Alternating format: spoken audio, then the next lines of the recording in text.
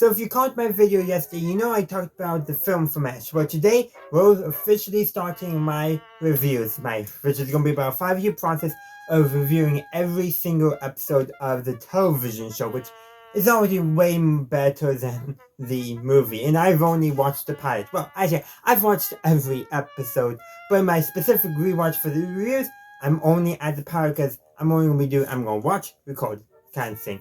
But anyhow, the pilot is probably maybe going to be the closest in terms of some regards to the movie. Granted, Hawkeye should have known who General Hammond was because he was also in the movie, but that's not the point.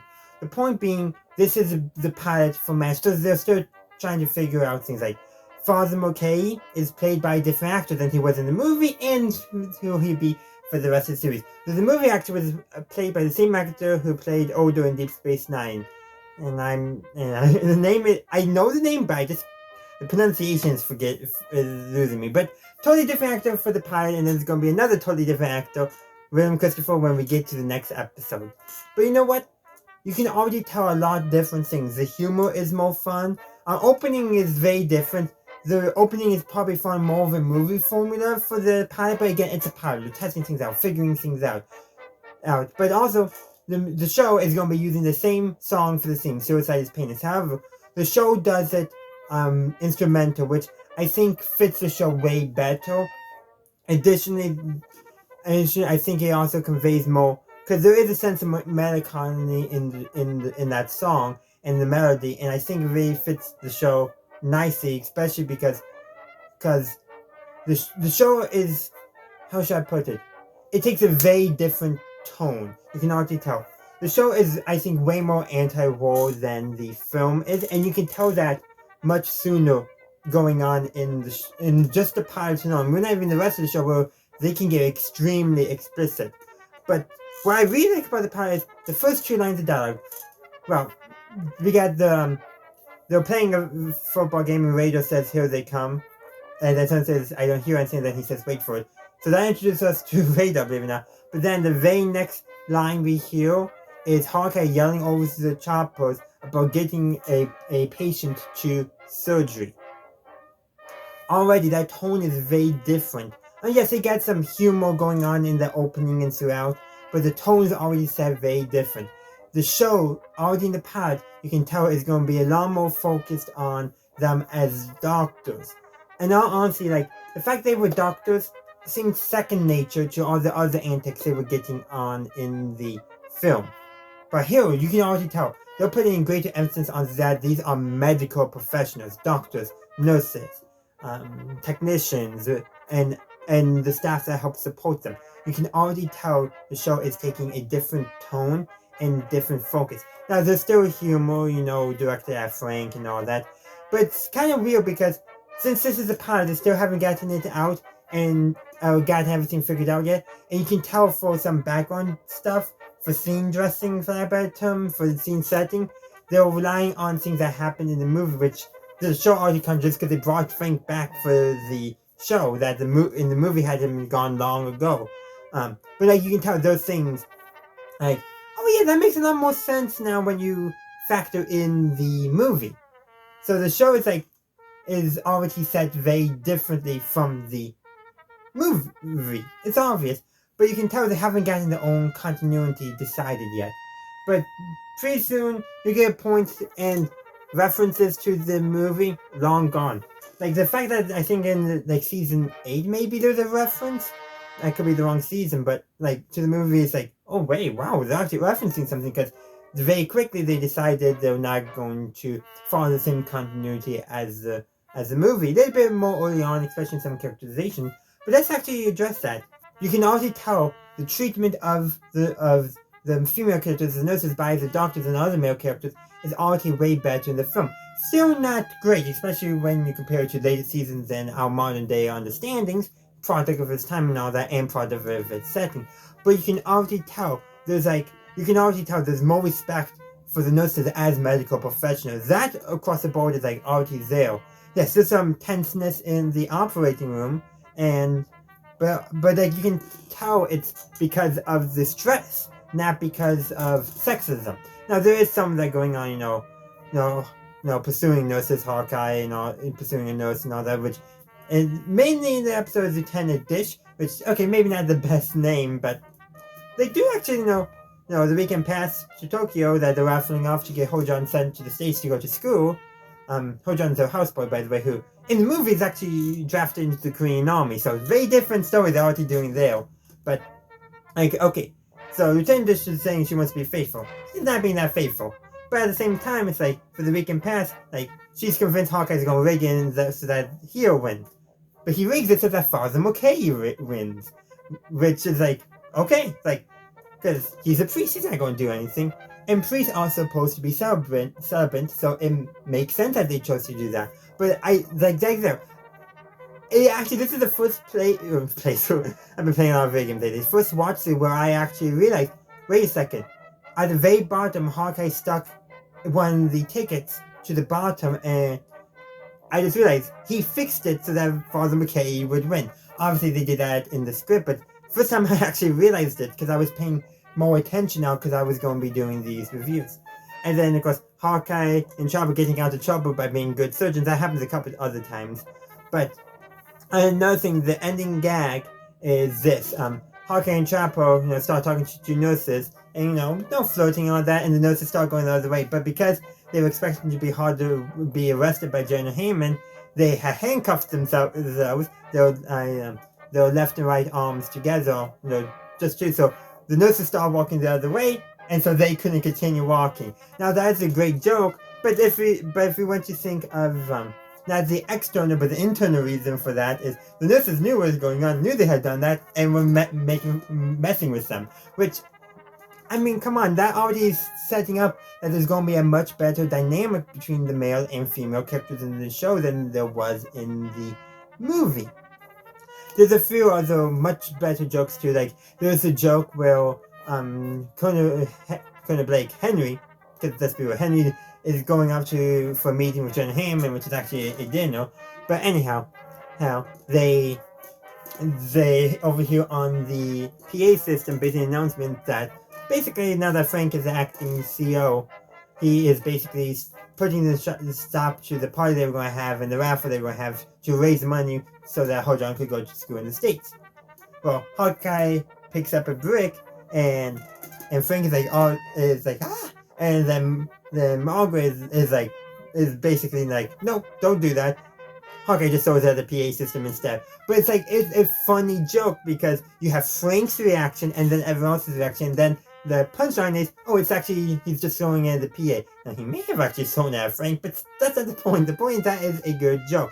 There's a lot more better humor. Even if I didn't laugh at all the jokes, I feel the humor is much more accessible to a wider audience and much better constructed and funnier. You can watch those jokes again and again, even if you don't always laugh at them.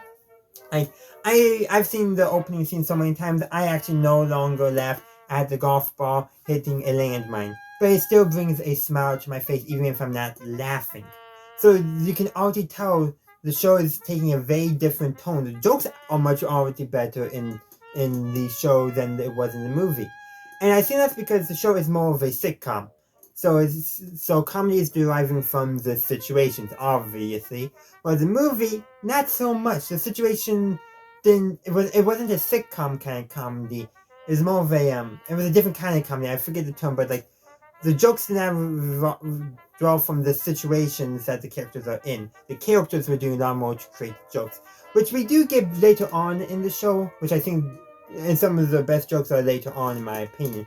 But you can already tell the show is taking a very different approach to humor, a very different approach to character relations and even dynamics. Now, part of that is because some of the raunchiness had to be toned back for television, but in all honesty, I think that was a good thing for them. It allowed them to make more likable characters. Obviously I already liked all these characters, but all the characters are already way more likable than their movie counterparts ever were. And this is just a part. They only get most of them, including characters that we love that were never even in the original film. But we still got 3 seasons before the first 2 of those show up, and then another 4 seasons, I believe, before the next one shows up. Well, actually, One of them is going to show up in the very next episode. We'll talk about that next week.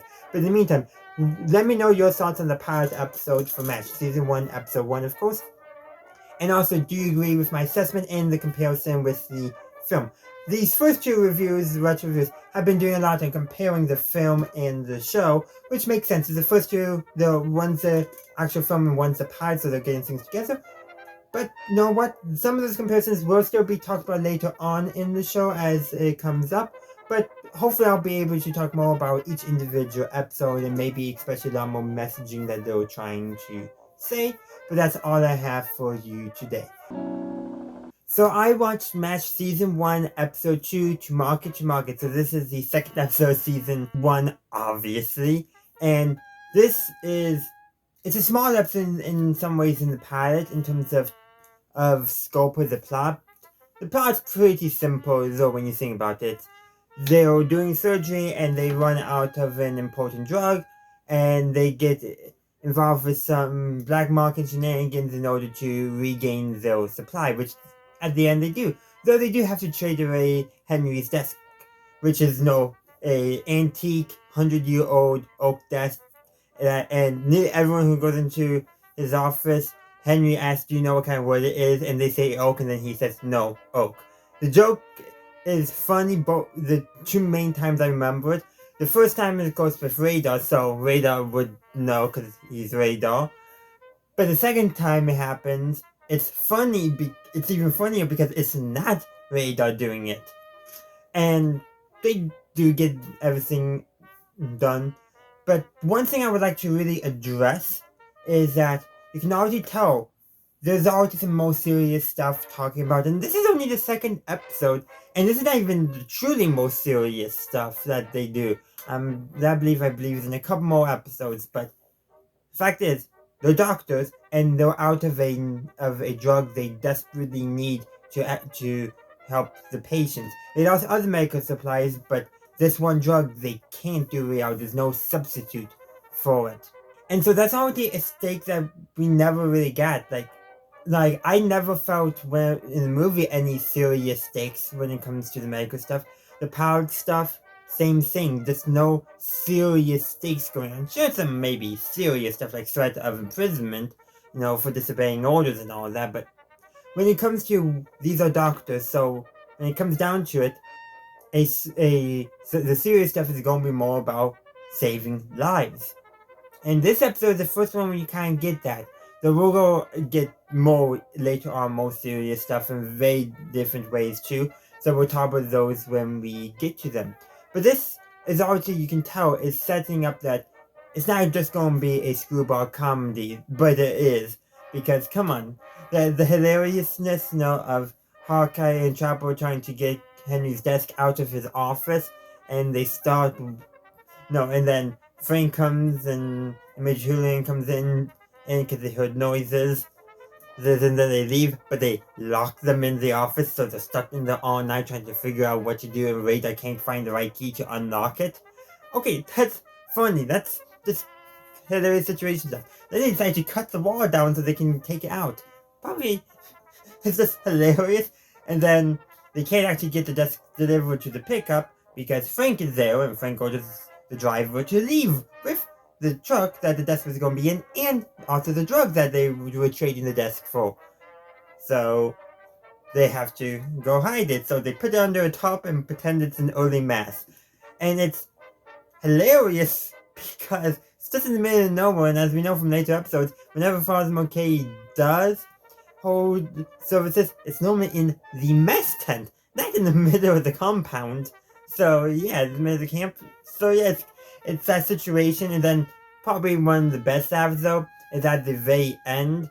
Is almost the very end is when Frank and Henry go into the office because Frank thinks there's some black market stuff going on, and technically there is, and Henry's first thought are his alcoholic drinks that he has locked up in his office.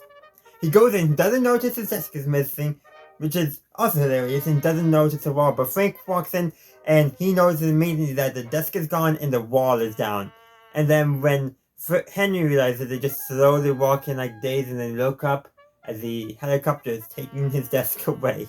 It is hilarious.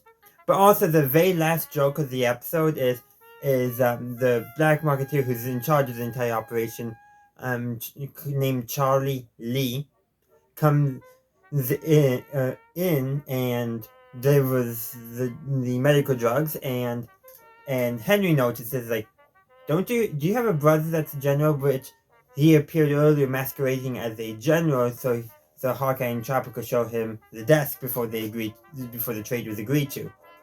And then the character's response is, Colonel, we all look the same, something along those lines.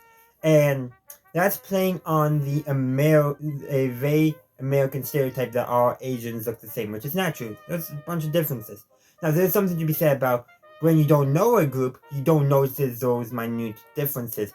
Guarantee you, you can get a bunch of Asians and a bunch of white Americans, a bunch of white Europeans, doesn't matter. And there's going to be some similarities because of, just group dynamics and all of that. But if they don't know each other, those minute differences are not going to be picked up on. When you know people, you know the intricate differences. So it's kind of playing on that stereotype that many cultures have about how other groups all look the same. It's not true. Every group has differences, but it does take time among different groups to actually start noticing those differences because, sometimes you're just not that observant, and it takes time to observe everything. I mean, you can only process so much information on one given time. But the fact if you double down on it, that's when it becomes a problem. But basically, the joke leaves Henry thinking, am I racist? That's literally how the joke ends, and you can tell, like, him thinking, like, yeah, why did I assume that these two people are related? That was insensitive of me. That he didn't say it, but you can almost tell with his facial expressions. I might be reading too much into that, though. But it could easily make some characters think. Definitely not Frank, though. Definitely not Frank. But anyhow, that's all I have for you today. I hope you enjoyed my review. Let me know your thoughts on MASH Market in the comment section down below. So I've watched Requiem For a Lightweight, the third episode of season 1 of MASH, and I gotta say, the other two episodes of season 1 I like better. I feel like this is a drop in quality a little bit. I didn't like the humor as much. I thought, again, the sexism was a little more apparent. Still gonna be present throughout all the show, especially the earlier seasons. But I feel like this episode seemed almost in a way more like the movie. Not quite, obviously toned down for TV, but like in terms of the way the doctors are treating the nurses, just not as good. Like, sure, they're talking about how this one nurse has good skills as a nurse, but they're using that to cover for what they really want. And then, of course, there's always some, underhand dealing to get what they want in MASH. That happens all the time, They make agreements and try to get it to work out for them. No, that makes sense. That's going to happen. It's part of the humor. But, like, here's like, okay, we're going to do an agreement. Okay, so, they'll agree with Henry. Okay, makes sense. It's a pretty good agreement. Like, we do this for you, and you'll see what you can do to get the nurse transferred back to the unit. Okay, makes sense. It's a standard agreement in a sense. But then, so to do that, they have to get in a boxing match, hence Requiem for Lightweight. Yeah, and they have to cheat in order to win. Which, granted, they actually do that a lot when they're facing other units, I've noticed. That is something they do quite a lot. But overall, like, okay, it's a decent episode, but it's not outstanding. There's one or two good jokes. Like, I really love the joke when both Hawkeye and Chopper are interested in the same nurse, the nurse who actually made Houlihan transfers out because she's distracting them. I wonder why. Yeah, Margaret actually probably does the right course of action. They're like, okay, sure, she may be a good nurse, but if the doctors are not focusing on the work, that's going to be bad for the patients. That is a possibility. And she probably was thinking that more clearly than they were. Just saying. But anyhow, so they both leave the mess tent out to go for her, though they're both saying they're not going to do it to each other. Well, Chopper runs by the swamp and decides to pick up some flowers that Frank had planted. That's funny because Frank then comes out to start watering them, and he doesn't notice they're gone, and then he's like, where are they? And turns the watering can, and he starts watering his leg. That's actually a funny joke. And the whole scene is actually kind of funny. It's probably one of the better jokes, if not the best joke in the episode, because it relies on just some fun character interactions in the sense like both Trapper and Hawkeye are trying to do the same thing, and then you have doing that this joke involving Frank and Trapper taking the flowers Frank had planted away. That was funny. And there was like a couple other instances I got a chuckle, like when Radar gave Henry some blank papers to sign so he wouldn't have to sign them later. And Frank, to his credit, does recognize that Henry, to his credit, does recognize he probably shouldn't have done that. But then a phone call from the general comes in, and Radar gets him to sign new blank papers while he's distracted. That's also funny. And like those moments are funny, but some of the other jokes that were intended to be funny, I didn't always find funny personally. But those are just my thoughts. I would love to hear your thoughts in the comment section down below. Continuing with my plan to review every single episode of MASH, today I'm going to be reviewing the 4th episode of Season 1, Chief Surgeon Who. So this is the episode where Hawkeye is appointed Chief Surgeon, because Henry recognizes that he is the best surgeon, and it's also in response to the fact that Frank is complaining about Hawkeye being disrespectful to Frank. And let's be real, Hawkeye, Trapper, Henry all don't have a high opinion of Frank as a doctor. And Hawkeye and Trapper certainly don't have a high opinion of Frank as a officer.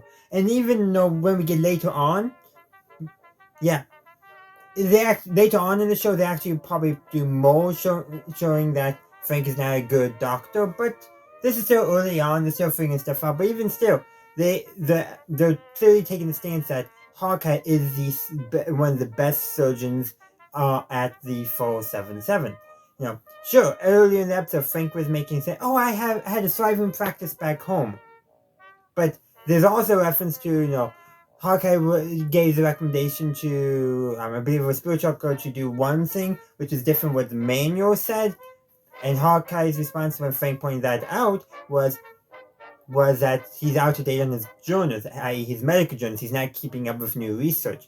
Another reason why, in the story, Hawkeye is the better choice to be chief surgeon. Of course, the next half of the story is Frank complains up the chain of command, going over Henry's head. He can't do it, so Margaret does it. No, seriously, Frank can't. He's not even a good officer. He's true. But yeah. So General Barker comes, and a bunch of small vignettes that are just showing the craziness that goes on. Hawkeye, Trapper, Spiritual, and some other character, I forget the name, are playing poker while they're waiting for a patient to stabilize before they can begin surgery. And Barker's like, do surgery now, because he's not getting the full story, and probably in his frustrated that he was called out here for this, probably wasn't fully paying attention. But Hawkeye does impress him when it was time to complete the surgery. Barker joined in, and the surgery was done successfully, so that impressed Barker and made Hawkeye look good. But anyhow, so that was the first vignette, though, kind of just them playing poker. Then General Barker, he's wandering around the camp trying to find Henry. Well, first he trips over a trash can, and which is kind of funny, But then he encounters a soldier who's hiding a nurse under his poncho. Wonder what's going on there. Then he goes into Henry's office where Radar is smoking a cigar and drinking some bourbon, which seems very out of character for Radar. Later on in this show, they definitely play up Radar's innocence a lot more, but not as much in these early episodes. They haven't really figured out that part of Radar's character yet. Well, then he goes looking for Henry, and with this before, two more vignettes. First one is I'm going to hold off on the one I want to talk about, because he goes into one tent, and then I forget which character, but one character in the notes are apparently playing strip poker. And okay, he leaves, because that's when he finally got the information on where to go for Henry's tent. It's either just before that or on the way is when he meets Klinger, which is the first time we see Klinger in MASH. He's wearing a WAC uniform, so Women's Auxiliary Corps uniform, and the general is still trying to get out on a Section 8. Actually, I think he might have said on Psycho or something else, but and Klinger confirms yes. It's like, it is funny because every character knows that this is just Klinger doing an act. No, he's just he's playing into the expectations of his time. I'm getting a little bit more analytical here, but in a sense, Klinger is playing into the expectations of his society, of the time that he's living, in order to get kicked out of the army because he doesn't want to be there. Now, not early on, but later on in the series, we'll get more insight into why Klinger is doing this. I.e., I'm going to spoil it for you, but it's simply because he does not want to die or get hurt. It makes sense.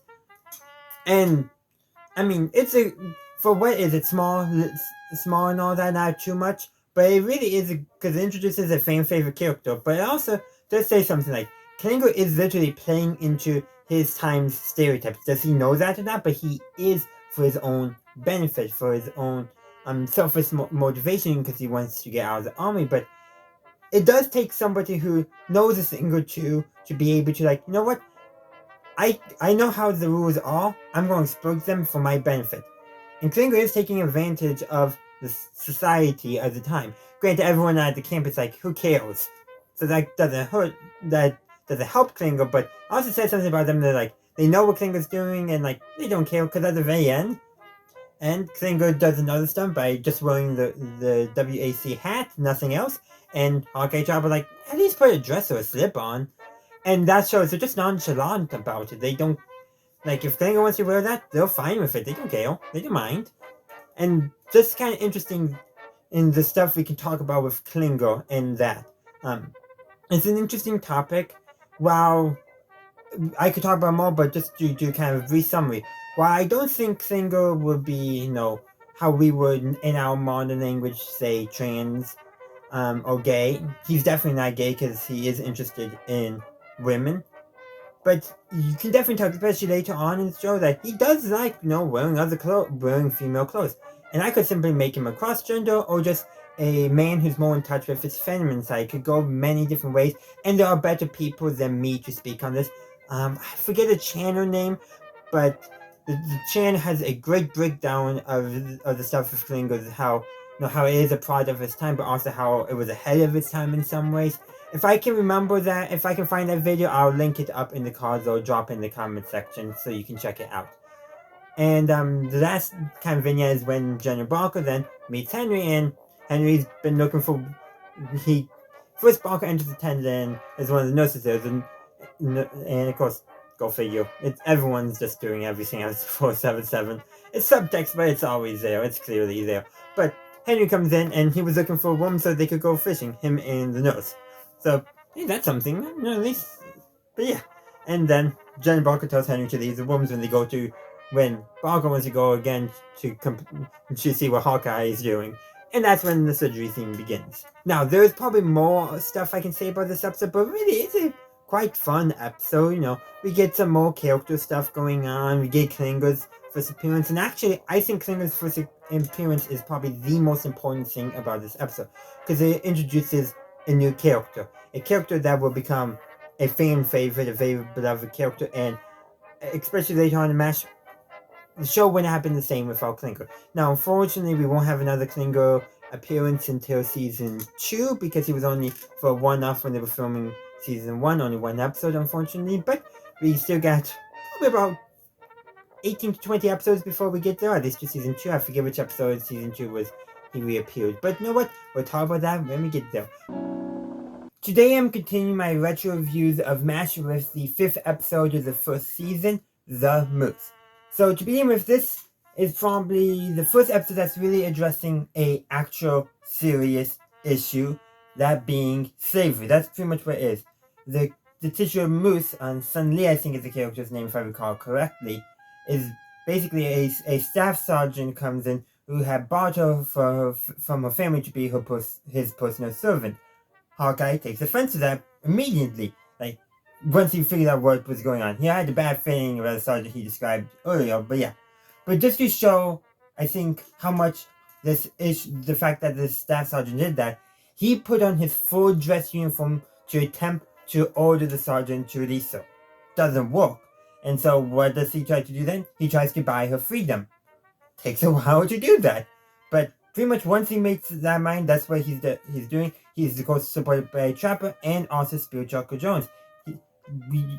I forget what episode he finally drops away in because they really don't do much with his character. And I really wish they did more with his character in this episode because Spirit Trucker is a Black American.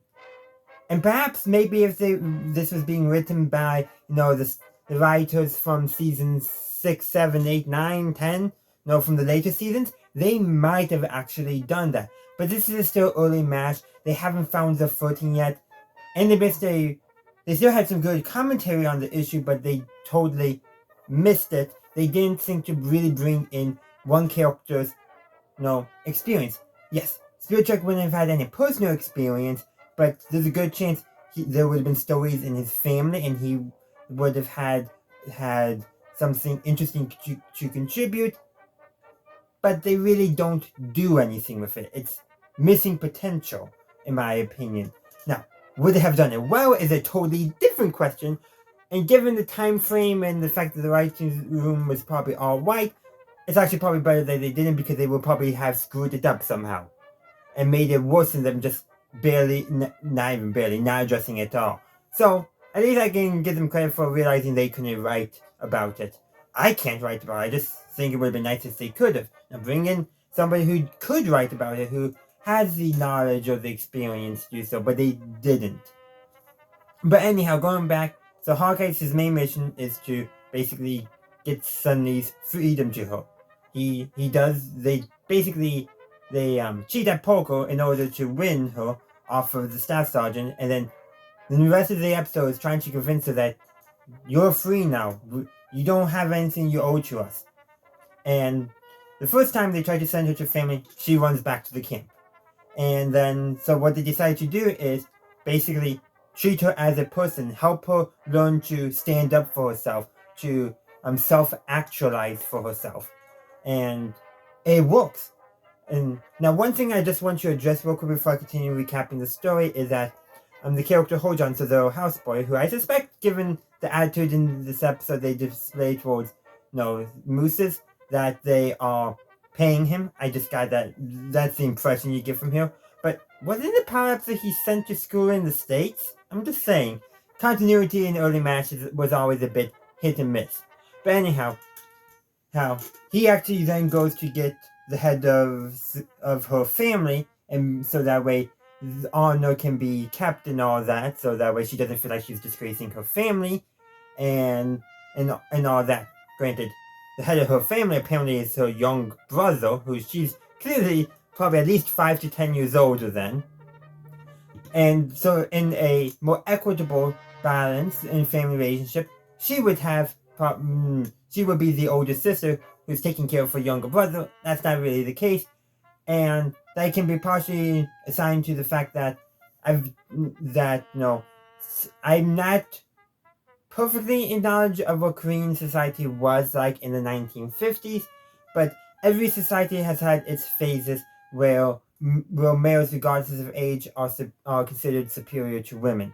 And even in societies where that's no longer the case, there are still families, there are still people who hold to those sexist behaviors, sexist values.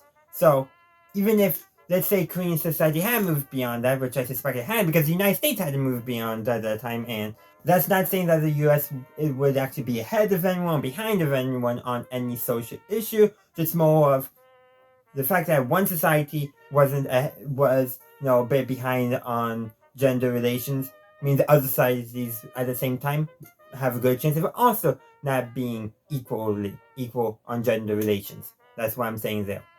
But anyhow, before the episode ends, she does stand up to herself from her brother, basically tells him what's for. And this is after all the work they've done, helping her have self-confidence, self-actualization, to see herself more as a person rather than just a tool of her family, in a sense.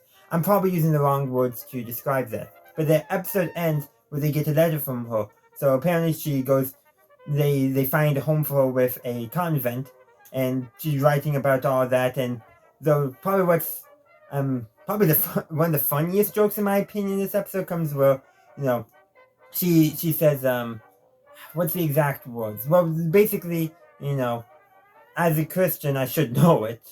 Not quite a prayer, but essentially, something along the lines of God bless you.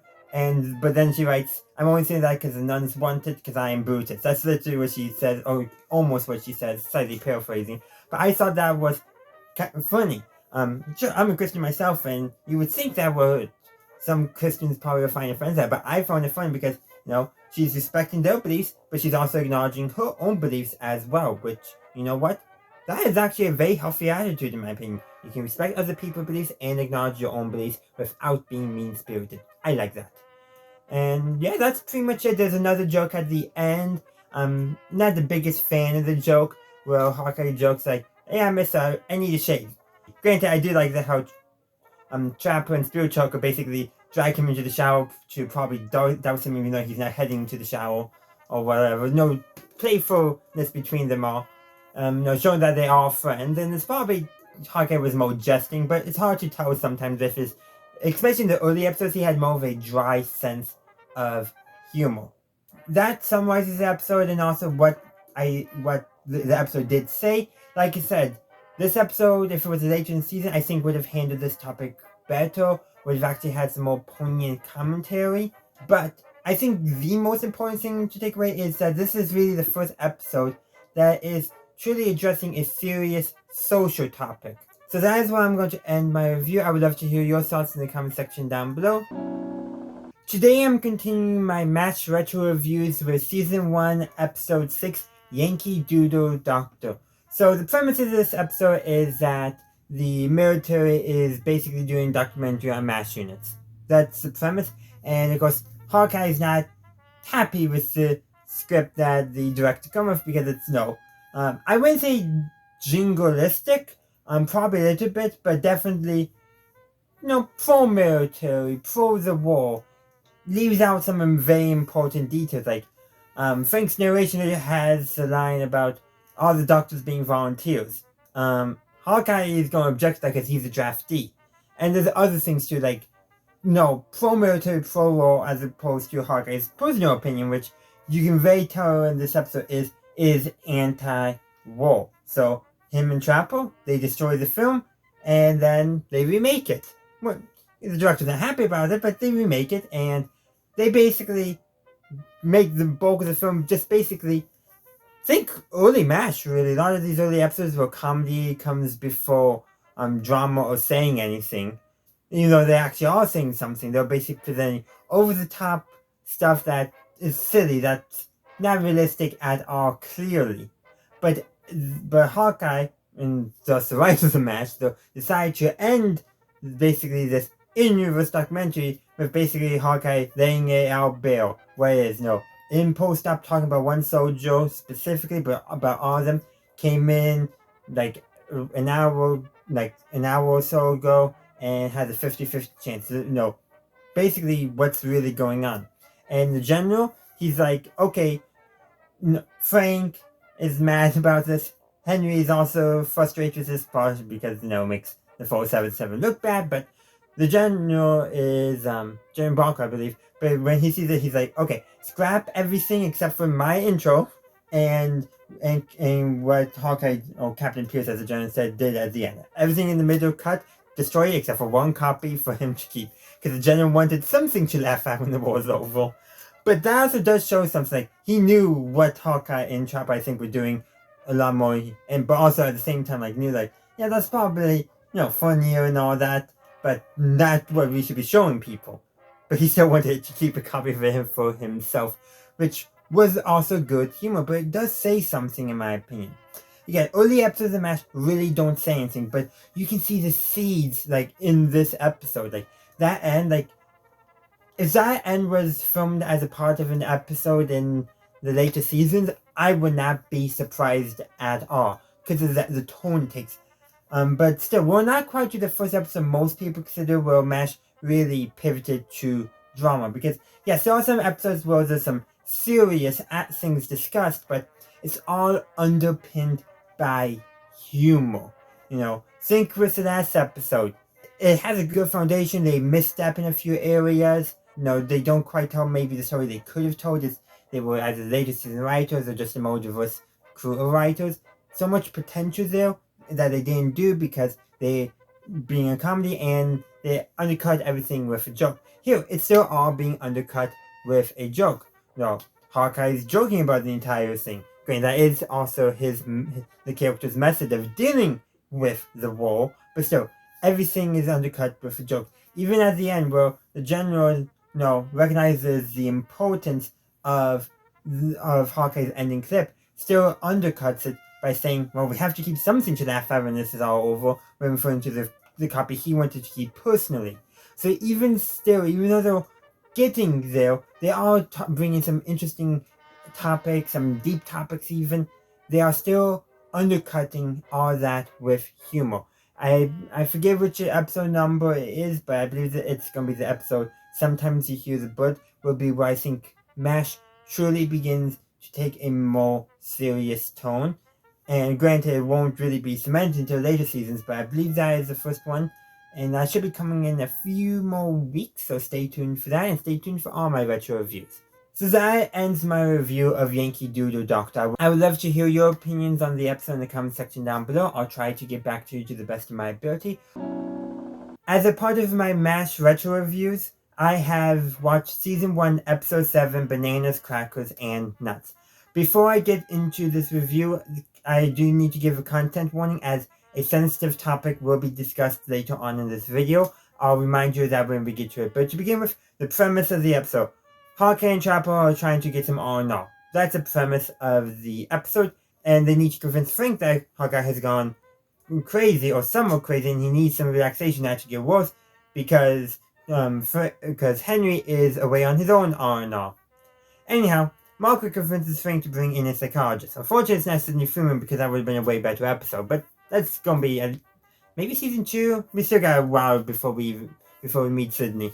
But anyhow, they bring the psychologist in, and I think he could tell Hawkeye is faking parts of it, but he still thinks parts of it is legit.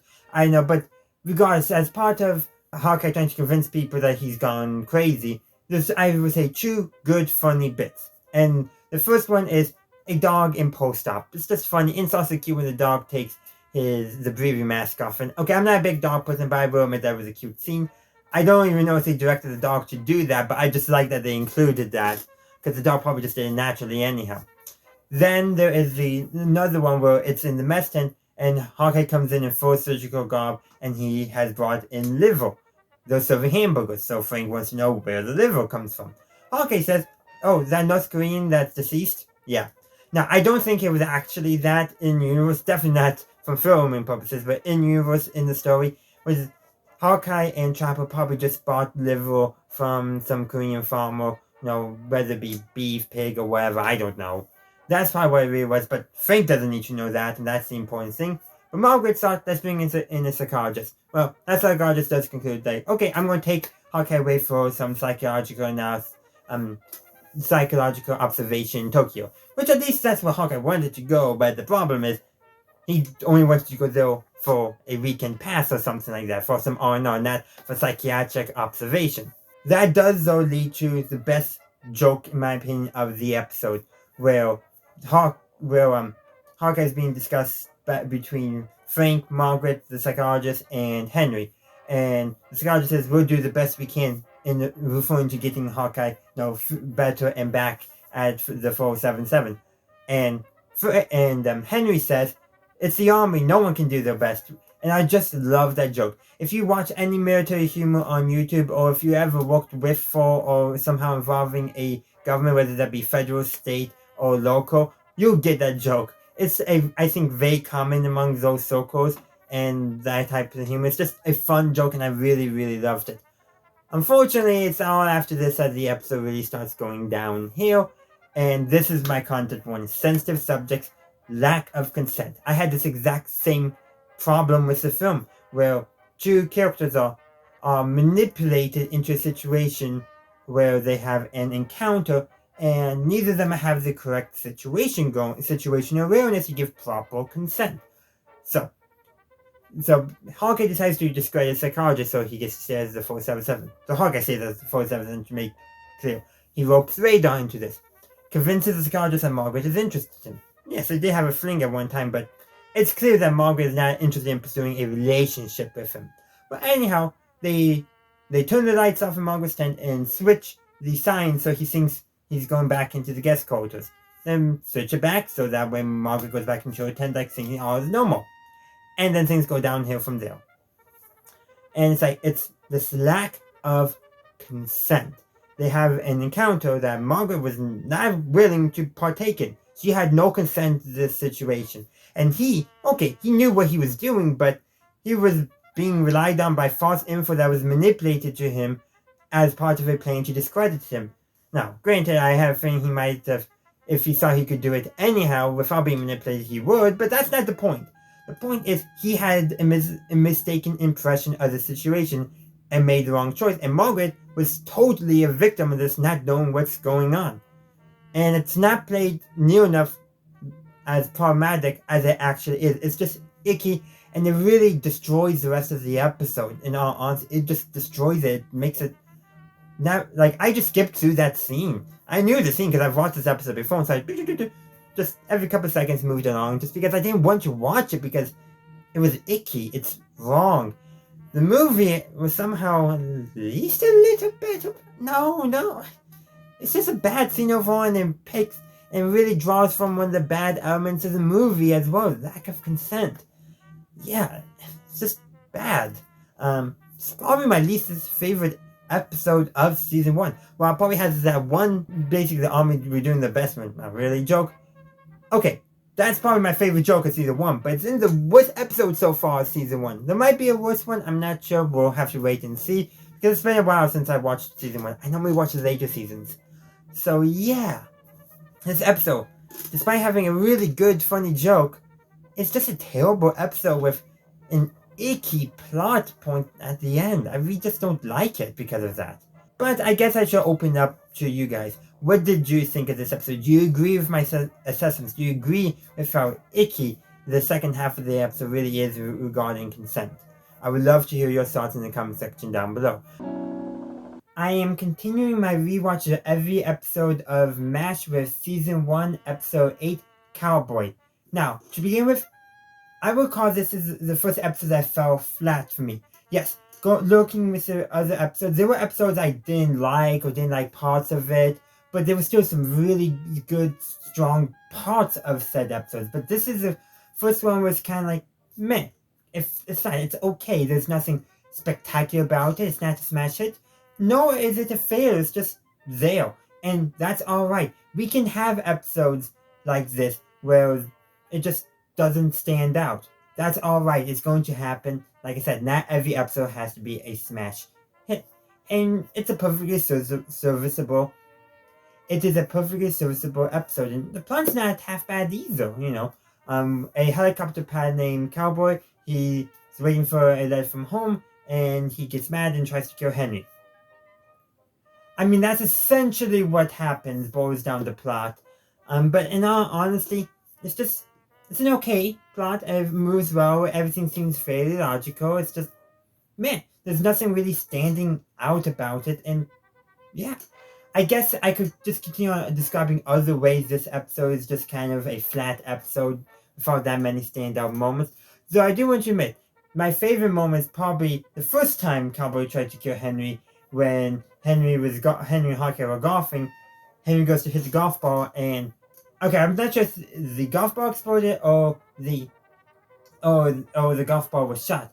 But that's because filmmaking-wise, I think they used an exploding golf ball, but story-wise, they described it as a shot coming from camp. So, yeah, and that's probably just a limitation of filmmaking, I'm gonna guess. But that was still just a funny moment at the very end where Jeep backfires and Henry accidentally throws some gin into Chopper's face. Okay, that was funny as well because it connects back. But in all honesty, also Henry throwing his keys onto his seat and exploding. There's also that. That's actually kind of funny too. Just because of how they were filmed and all that, and like the unexpectedness of all those moments. But at the same time, it's like those were good, funny moments, but they're not elevating the episode like other times. Like, I'm just going to mention the episode 7, Banana Crackers and Nuts again. I really hated the last half of the episode, felt uncomfortable, but there was some great stuff at the beginning of the episode that makes the first half of the episode truly watchable. Like I may not go rewatch the entirety of the episode, but I might rewatch the first half and skip the rest. But this is one of those episodes where if I don't rewatch it, it's no big deal. But if I'm just watching a marathon and I'm not necessarily going to turn it off, that's probably the best way of describing the episode. I'm going to watch it if it's on, but I'm not necessarily going to seek it out. But those are just my thoughts. I would love to hear your thoughts on this episode in the comment section down below. In the meantime, thank you for watching. I'm continuing my retro reviews of MASH with Season 1, Episode 9, Henry, Please Come Home. So like I said, this is the 9th episode of the first season of MASH. And in the episode, well, Henry is honored, rewarded for, and recognized for getting the 477 to have a super high efficiency rate. 90%, I think is what they said in the episode. And then he gets transferred to Tokyo. And the main plot of that is then Henry and Trapper trying to get Hawkeye and Trapper, their goal is to get Henry to come back because they hate having Frank as the CEO. And Frank is way more military than Henry is. And, well, it is a military unit, but you know what? This is also a comedy, and you can't have a comedy if you actually have a hardline commander. Well, actually, you can, but it has to be done right. But that wouldn't work with the MO of MASH. Plus, they're not going to get rid of Henry, so of course they're going to bring him back. For now. We all know what happened at the end of Season 3. I hope, if you don't know, if Hawkeye and Trapper hadn't gotten Henry to come back, Henry would have had a very different ending, and not just because he would have left now instead of later. But in case you haven't seen MASH, I'm not going to spoil that. But basically, they try a bunch of different things, ego and all that, but nothing can work. So what do? They get Radar to pretend to be sick, so that way Henry comes back to take care of him, because Henry does truly care about Radar and his well-being. And then Frank comes in, and for once Hawkeye and Frank agree on something, because Henry's like, you know what, let's do a exploratory surgery to see what's wrong in Radar's gut. And for once, Hawkeye and Frank agree that, no, let's not do that yet. Granted, Hawkeye because he knows what's truly going on, and Frank because he's being a stickler for the rules. But it does come to fruition that, not fruition, but it is revealed that it's all being faked. But Henry just picked up on that it wasn't just Radar doing this, it was all of them. And then the episode just ends with him playing poker and Henry trying to be a little more assertive, but then just caving in at the end. Which is well within his character. How he became such a good administrator, I don't honestly know. It was probably Radar, because Henry does make that joke earlier in the episode that Radar's the one who actually runs the unit. And yeah, Radar's the company clerk. He does all the paperwork stuff. He's just not the senior ranking surgeon. No, the senior ranking officer. He's just not that. But, and honestly, this is a fun episode. I do have to question some of the appearances of Japanese culture, in quotations, in the scenes in Tokyo. I do have to question how authentic they are to 1950s Japanese culture during the American occupation. I do have to wonder how accurate that is. I'm almost positive that, not almost positive, I'm guarantee you the accents are wrong. There's a strong chance the Japanese characters are not actually being played by Japanese actors, since the Korean characters are almost always played by Chinese actors. I don't know about the Japanese actors, but I have a feeling there's probably some product of its times going on, is probably the nicest way of putting it. And there's also, the general, not best treatment of nurses that the earlier seasons of MASH are pretty known for, but I gotta say, pretty mild. Other episodes are worse, but it's just like par for the course for the early seasons. And you know what? This is, I would say, kind of a par for the course for this season as a whole. So yeah, that's pretty much all I got for today. I would love to hear your thoughts in the comment section down below.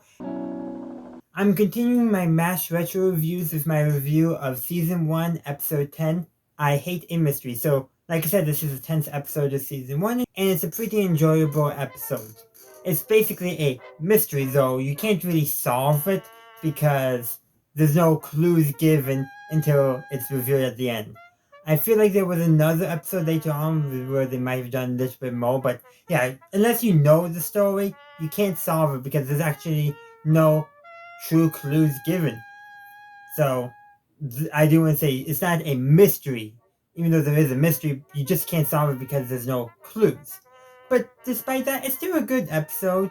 Everyone is convinced Hawkeye took the items that were stolen because they were found in his footlocker, which, yeah, that kind of does make sense. There's some great jokes involving Henry, searching for everyone's tent to see if they can find it. Also, when he has the entire camp in the mess tent and says, okay, we'll turn the lights off and just give the stuff back. Nobody gives it back.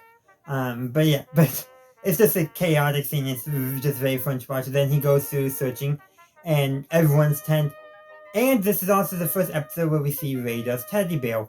So this episode is very noteworthy because of that, which does play a role in actually some later episodes, definitely. And some pretty good gags later on too, but we're going to be talking about those later on. But yeah, this is Raider's teddy bear's first appearance. And some other gags from when Henry's searching, searching in the showers, and Raider pulls on the shower thing because Henry wants to check in the shower head, I guess.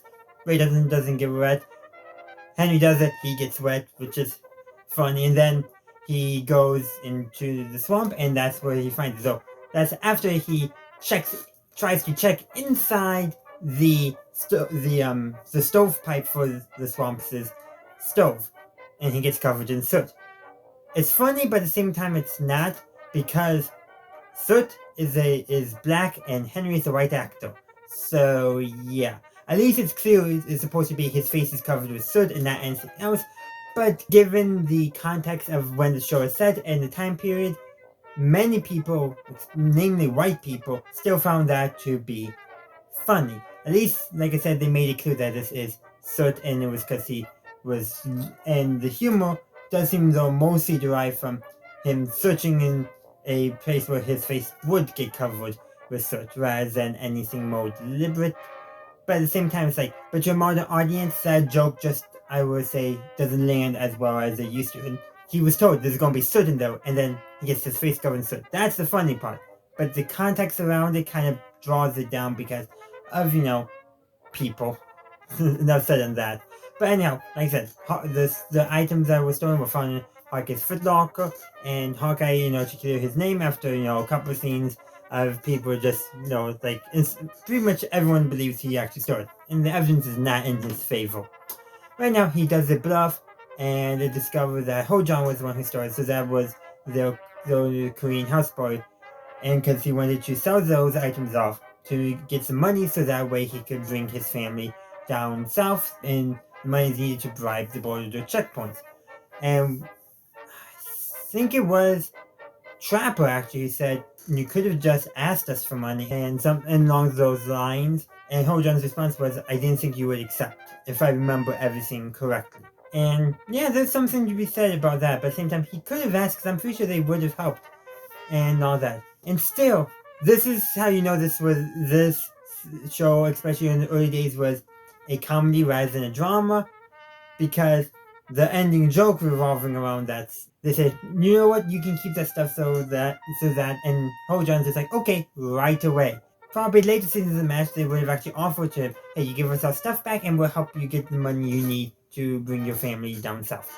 That would have been, how I think later seasons of MASH would have handled it, but not this episode, not this season 1, because that's not humorous or as humorous, so they go with a more humorous option, which makes sense. But that's all I have for you today. I hope you enjoyed my review. Let me know your thoughts in the comment section down below. I am continuing my MASH retro reviews with Season 1, Episode 11, Germ Warfare. I have to say, I think this might be actually the funniest episode so far of my rewatch.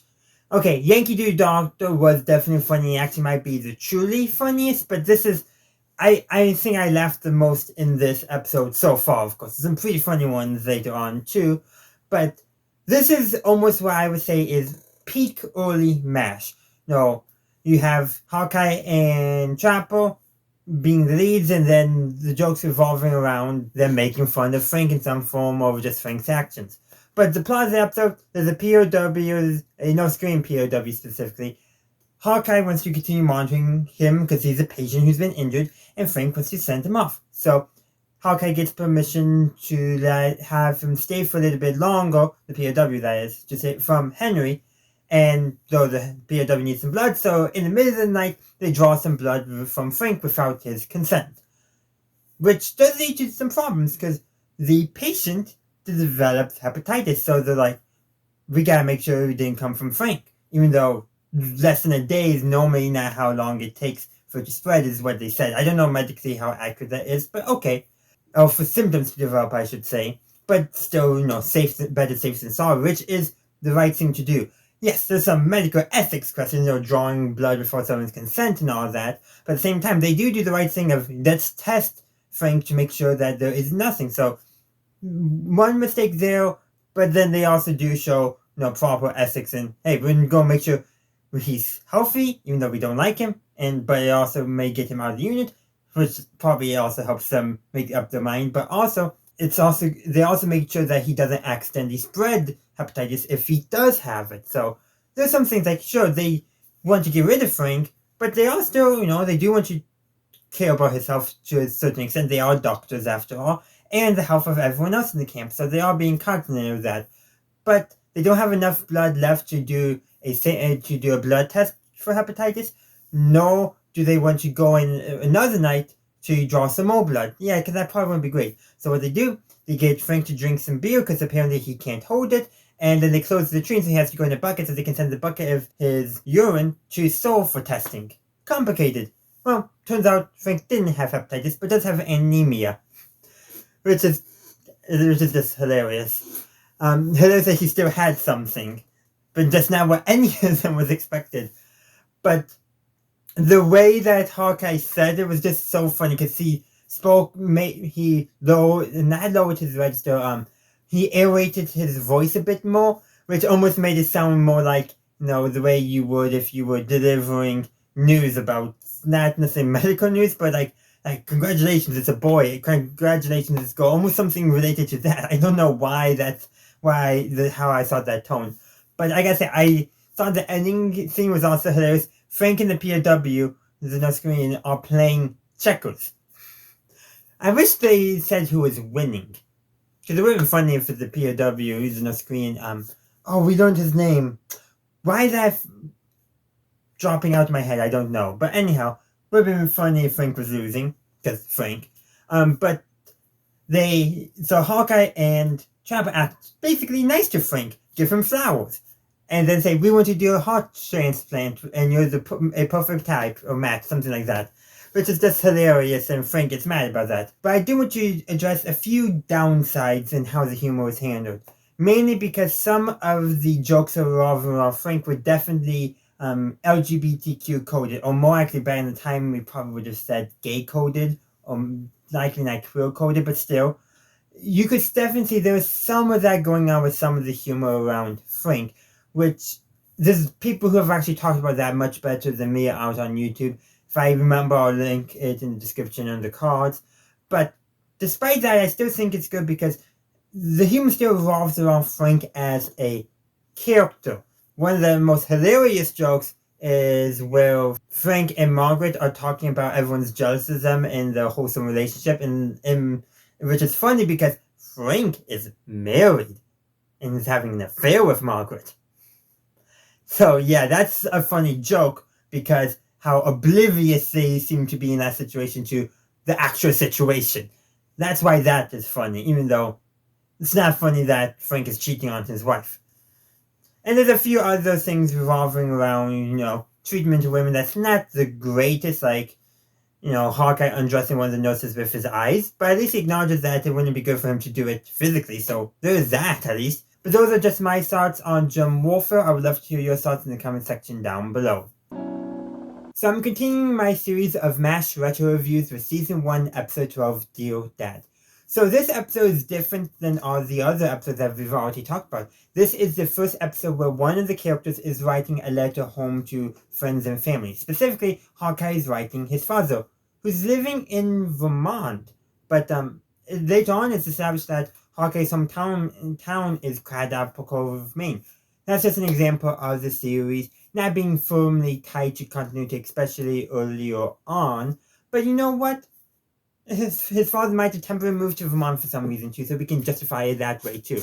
But let's move on from MASH continuity, because that's a whole nother topic, and talk about actually the going on in this episode. Hawkeye's writing a letter home to his MASH around the Christmas holidays, and, well, Hawkeye shows a bunch of small vignettes that have been going on at that time. The music is Christmassy to put us in the mood. So that makes this the first Christmas episode of MASH, which makes sense. This actually aired December 17th, I believe, according to the wiki. But yeah, so it's the Christmas episode. And unfortunately, I'm not putting this out on Christmas. It's actually April right now. So it's kind of chilly today, so kind of. I'll probably have none of the episodes on their actual holiday. But you know what? Whether or not this is a Christmas episode is kind of a moot point, because really only a few of the vignettes are really directly related to Christmas. You have the small vignette of Father McKay helping to get the Christmas tree into the mess tent. Then you have Hawkeye dressed up as Santa Claus. Those are really the two main ones. And by the way, Hawkeye has to go to the front line, so he rescues a soldier who's injured with chest injury as Santa Claus, which is just a great and fun scene overall. But it being a Christmas episode does not really play into the story, unlike other episodes will later on. But that's alright. This is all. Not every episode has to be directly tied to the time frame it is set in. They're in a war, so, and like war, the holidays are still going on no matter whether it's Christmas, New Year's, Easter, but the realities of being at war still are playing a role. Hawkeye literally quotes General Sherman at the start of this episode with his letter to his father regarding the war is hell. And this episode is taking a more serious tone than some of the other previous episodes have. They're not as serious, as dramatic as future tones we get, but the fact that just acknowledging that war is hell is kind of a big step for this episode. The show has always, I would say, have an anti-war bent to it, but they've always done through more of the mocking war and mocking the military, rather than just saying, hey, war is bad. And this is one of the first episodes that is truly showing it, but we still haven't gotten into the big one yet. I could talk more about each individual vignette. You have Trapper helping give Korean children, I'm going to guess, inoculations against certain diseases, but he's dragged away to help a cow give birth, and he gets a bucket of milk for his efforts, which is that's a fun vignette though. And the Korean kids, they'll get eating lollipops after they get their shot, and one of them snuck by the line to try to get a second lollipop, which is such a kid's thing to do. It's such a heartwarming scene though. Oftentimes we do see Trapper as this jokester who's also unfaithful to his wife, but that scene reminds us that he's still a good person by and large. He likes helping kids. Sure, maybe he should be more faithful, but we often forget about, yes, there's more positive aspects of his character. Unfortunately, we can't say the same thing about Frank, because him and Klinger get into a fight. If you remember when I talked about the episode Chief Surgeon Who, I mentioned that was the only episode of season 1 Klinger appeared in. I was wrong because I forgot about this episode, but so did the MASH Wiki. So after I'm done recording, I'm going to go over and fix that Wiki entry, because Klinger appeared in at least 2 episodes of season 1. So mistakes do happen. If I wasn't doing this series of retro reviews, I would have never noticed that mistake, so I'm definitely going to be fixing that. But regardless of that, they get into a fight, and Father McKay talks the MP out of doing it, so don't know what happens when Frank wakes up from getting knocked out by Klinger, but Father McKay also talks Klinger out of taking more drastic action to deal with Frank. That involves a grenade. It's not the Vietnam War yet, Klinger. And if you know your history, you know what I'm implying there. But you know what? This episode has some great Father McKay moments. Several of them, often just him being himself, being kind to those around him, trying to bring some Christmas cheer in the midst of the war. Just some really nice scenes going on. Now, there's a lot more I could talk about this episode. I could talk about each individual vignette, but there's one more I have to talk about. And this is actually not really one vignette, but it's a series of vignettes that are sprinkled in as almost the only other through action of the episode besides Hawkeye writing the letter. Raider mailing a Jeep home basically to his family but for himself, which is just so hilarious. And kind of shows that he's not as innocent as we would later think. But yet he's also shown to be innocent in this episode regarding the scene where Henry is trying to do a lecture on marital sex, and he's totally uncomfortable doing it. And Radar's like this, like, he has no idea what's going on, but he's vastly interested, which is portraying him as innocent of that kind of stuff. But that kind of counteracts some of the stuff we've seen earlier and stuff we'll see later in the series. Again, that goes to how continuity is not always a big thing on the minds of the mass writers. They have a loose idea, and they are just telling stories with these characters in the setting. Which, you know what, that's fine. We don't need to have strict continuity, especially for a comedy series. But as MASH became more dramatic, you'll see continuity becoming more consistent. And I think because drama does require more of a sense of continuity than comedy does. But that's where I'm going to end this review. Do or Die, I think, is just a phenomenal episode. It has some great moments. I really do like having a bunch of just series of vignettes. No, it really just feels lovely. It's a great way of telling stories, in my opinion. And just short stories are sometimes more fun than big stories. And I like that we got a series of short stories with some overarching elements just to connect them. Like, these are all happening on the same time. And that's kind of how life really is. It's just a bunch of mini stories that connect up together. Some are more connected than others. But you know what? I want to hear your thoughts on all this in the comment section down below. I'm continuing my series of MASH retro reviews with Season 1, Episode 13, Edwina. So this is actually the first episode where we get some focus on one of the nurses. Kind of. Because there is a bit of an undercurrent where, yes, the title's about a nurse, we learn about her, but seems like the story is a lot more about her and the other nurses' relation with the men of the camp. Kind of problematic, definitely a issue of the times, but at the same time, it's like, you know, this one nurse, joined up because she was mad that her boyfriend was drafted and only wrote back to her once. Okay, she's mad, so she hopes maybe she can either find him or somebody else, and she doesn't find anyone. So yeah, you can understand her total duties near the end, so you can kind of understand she's a bit dejected about that. She's kind of feeling lonely because of that. And the other nurses are on her side, because every other man in the camp who, excluding those who actually are being faithful to their spouses, which is probably not many as the episode implies. But regardless, they do like, hey, there's one of the nurses tells Hawkeye there's basically 10 men for all the other nurses, but not a single one that has taken an interest in Edwina. So there's actually something there. The nurses are standing up with each other. And then, of course, all the men in the camp, they hold a drawing, and the guy who ends up being Hawkeye with the short straw needs to basically go on a date with Edwina and all that. And you know what? To the credit of the episode, they have Edwina, she knows what's going on. She picks it up and tells Hawkeye when it comes to it that she knows what's going on. And they actually do have a kind of a nice moment. Maybe not the best moment in terms of actual relations developing and all that, but you know what? They actually do have a nice, sweet moment because basically they end up being honest with each other about that situation. And Hawkeye says one thing that got Edwina to think a little bit, that perhaps her clumsiness is a defensive mechanism to prevent her from feeling hurt again, like what happened with her boyfriend who got drafted and never wrote back to her except for one time. So that gave her something to think about. So there is some good in this episode, but the writing, the how of the episode is definitely a product of its time. But those are just my thoughts. I would love to hear your thoughts in the comment section down below.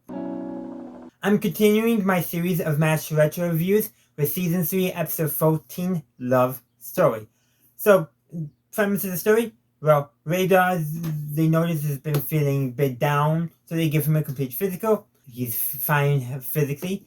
And it turns out he got a Dear John record. Not a letter, an actual audio recording. So apparently, Radar had a fiance back in Iowa. We did not know that. And this is never mentioned again. Go figure.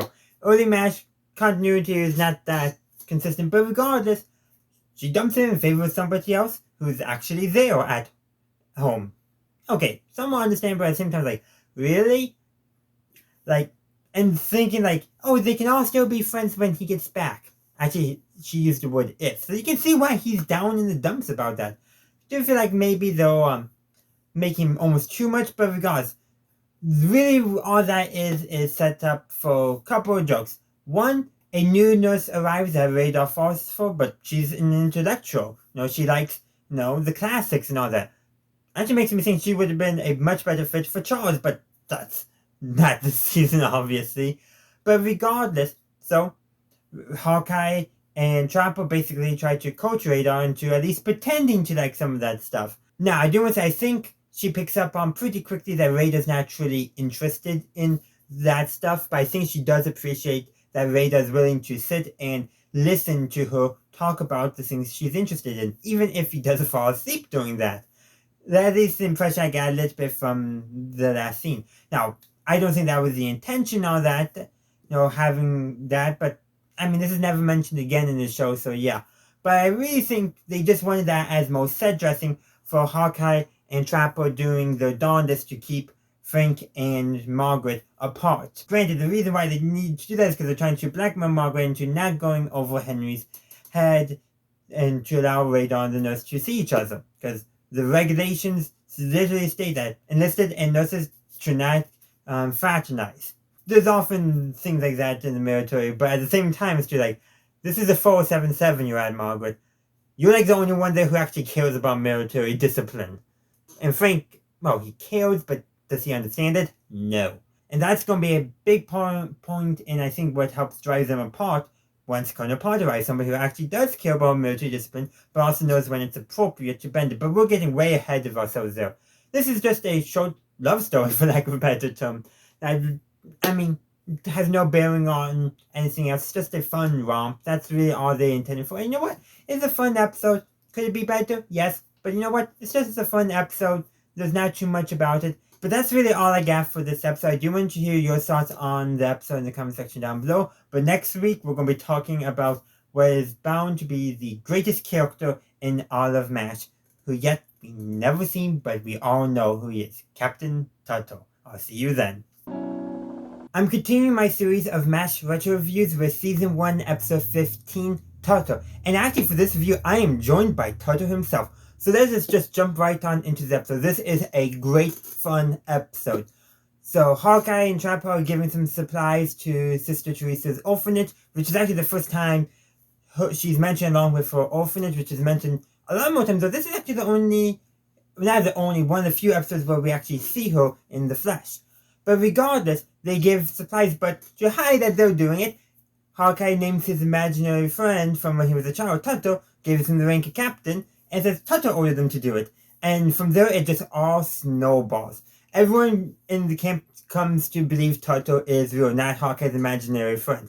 The only people who are in on it are, of course, Hawkeye, Radar, and Trapper. They create a personnel file for Tuttle. They get his back pay, which they all then give to Sister Teresa's orphanage. They get his GI insurance to name Sister Teresa's orphanage as its beneficiary and all that.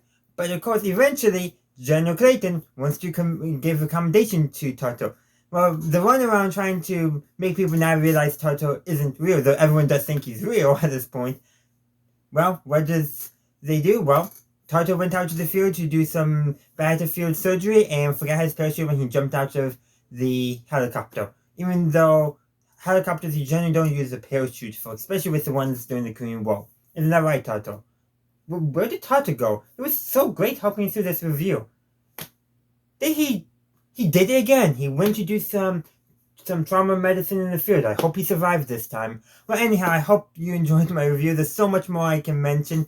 Such as this is actually the first mention of Sparky, so the radio operator up in Seoul that Radar and then later Klinger were often contact. Not only is he mentioned, he's heard and seen, which we don't see him too often. I think we may have heard him one or two other times in the future. We just gotta keep an eye on that.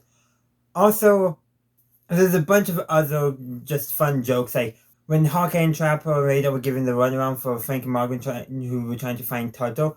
A bunch of, telling them who Tuttle was with and all that. And in one scene, somehow Frank mistakes Radar for Tuttle, even though Radar and Tuttle have a pretty big height difference between them. And even though Frank is kind of dumb at times, I don't think he's that dumb. But then again, there was also in the X-ray room, and who knows, with the low light conditions, maybe something played a role there. But yeah, this really is just a great fun episode. I really loved it. It's probably my favorite episode of Season 1. And it does kind of remind me of some later episodes in the series, because this episode deals with helping Sister Teresa's orphanage, which we have seen other episodes of. We also seen some other episodes, namely ones with Charles, actually, where he hides his good deeds by doing it anonymously, not letting people know that he's actually doing it. And in a way, Trapper and Hawkeye are kind of doing that by saying, oh, they're not doing it themselves, they're doing it because they're helping Tuttle out. It's kind of similar, but not quite the same. But really, this is just a good, fun episode, and one of my favorites. Probably the one I laugh at the most in season 1, besides maybe Yankee Doodle Doctor. Because there's some pretty good fun scenes there as well. But that is all I got for you today, so thank you for watching. I would love to hear your thoughts on Tuttle in the comment section down below. And also thank Tuttle for showing up in my video, even though he left early because he had to go help someone. That's such a Tuttle move. I'm continuing my series of MASH retro reviews with Season 1, Episode 16, The Ringbanger. So this is a most serious episode, actually, but not quite what we would consider one of the most serious episodes in early MASH, but still. Hawkeye and Trapper, they remove a bullet from a colonel's leg, and they find out that this colonel, well, he has a pretty high casualty rate, and he also takes less land than most other regimental commanders do, and a bunch of other stuff. And so they decide they're going to try to keep him off the line for a bit longer. Well, how do they decide to do that? Because he's in perfect physical health, except for being shot in the leg, and he's recovering pretty well from that. So they decide to make him think he's going crazy, or more accurately, make everyone else think he's going crazy, or actually both. So, yeah, so when these two plus radar work together, man, they are the ones who are probably truly running the camp in some regards. But, like, they convinced this Colonel Buzz Brighton, that Frank is a crossdresser and potentially gay. And at that time, that would have been... There's a reason why Klinger wore dresses to try to get out of the army, playing into what people would have expected of the time. And plus, that actually did happen sometimes. But nobody else thinks that. Though Frank is weirdly gay-coded a lot. I don't know enough to actually break that stuff down, and I know that's connected with some other tropes of TV and movie antagonists and villains being portrayed as effeminate men. Really can't speak too much on that because I just don't know enough about that trope. But they do that. They convince Brighton that Colonel Potter's drinker, that actually they more play Margaret's stereotype, I guess you could say, with her nickname Hot Lips, which definitely was a bit more, but they also basically they played everyone to make them all think that Brighton is crazy, and make Brighton think he's in a camp with a bunch of lunatics, except for Hawkeye and Trapper. And in the end, they get him shipped stateside for observation. But some of this episode's like, yeah, they really messed with his head and messed with everyone else. Like, this is actually probably one of the most devious they've been in some regards of trying to get their way. And let's just take this in direct contrast to the last episode, Tuttle, where, yes, they manipulated everyone, but they were actually trying to help people, truly help people, and not make anyone feel, bad or uncomfortable. But this episode, they actually do try to make people feel uncomfortable, and all that. And the episode ends on a joke. Basically, it's a funny joke in some regards if it wasn't attached to the rest of this episode. The ending joke, Trapper and Frank are in surgery. Frank is complaining about them, and the patient's brought in, which is Hawkeye, and he's like, a little bit off the top kind of deal, pointing towards, I think, his nose, but it's meant to be funny, humorous. But there's a later episode, I forget which episode it was, but much later in MASH, where there's another unit commander who has a very high casualty count, and they do stuff to try to get him off the line. I think remove his appendix, even though it's totally healthy. But the episode ends, it's not a joke, it's more wounded comes in, that even though they did something, they didn't stop it. And that's what this episode truly is lacking, and evident how early MASH was more intended to be a comedy. This episode is intended to be comedy. Yes, a little poking fun, of course, at the military and at war. They always do that. MASH is distinctly anti-war. But here, it's solely through comedy. While later MASH really mastered the art, in my opinion, of comedy and undercutting with drama to really grasp at the serious of the situation and the tragedy that is war. Here, the ending joke is just an ending joke. It does not reinforce anything that they tried to say earlier in the episode, And that kind of makes this episode suffer. Plus some now awkward jokes that wouldn't really fly nowadays. But that's all I got for today. I would love to hear your thoughts in the comment section down below. So I'm continuing my series of MASH retro reviews with Season 1, Episode 17, Sometimes You Hear the Bird. So for many fans, this is considered the first episode that truly gets serious. Now, as I've been going through my rewatch, I've discovered there's been serious moments in some of the other episodes. Like, there's that one serious moment in Yankee Doodle Doctor. There's several other serious moments scattered about. But yeah, this is probably the first episode that is truly about a serious topic. Those other episodes, it's just a little bit of set dressing to reinforce a point that they had already used humor to critique about war. This episode is different. There's 3 plots. The A plot, the B plot, and the C plot. So I would say depends on which plots you classify as the A, B, and C, but 2 of them are linked because they reinforce each other. The other one is there to get us our comedy. And let's start with that one first. Frank well, that's the cover story, but basically his bag gives out while he's in Margaret's tent.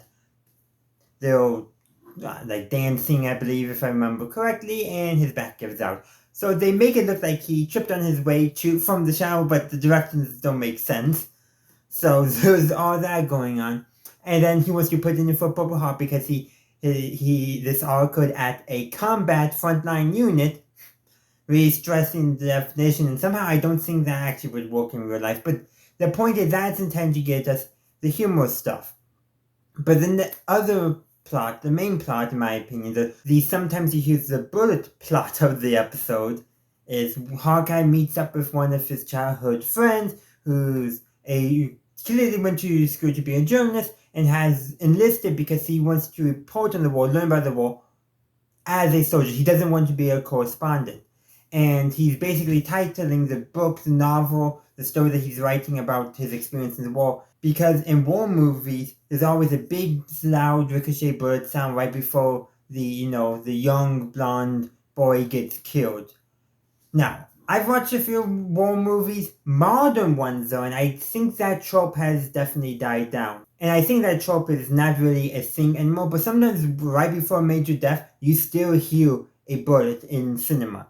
But Hawkeye's friend, there was a boy who fit that description, a young blonde boy who gets killed and never heard a bullet. So that's why the correspondent, or Hawkeye's friend, was tightening his book that way. Well, anyhow, a few other things happen. There's a patient comes in who's just getting an appendicitis, who looks really young, who's a young blonde boy, by the way. So they're really almost I didn't connect this at first watch through, but they're really connecting the story about the young blonde boy being killed in war to this character subtly, and that helps explain more of maybe Hawkeye's actions later. But anyhow, so of course of events, Hawkeye eventually finds out the boy. Great, I can't remember if Wendell was his actual name or his brother's name, but basically he's underage. He's not even 16 yet, and he enlisted because all he wants to do was get a medal to impress a girl back home. So there's all that going on.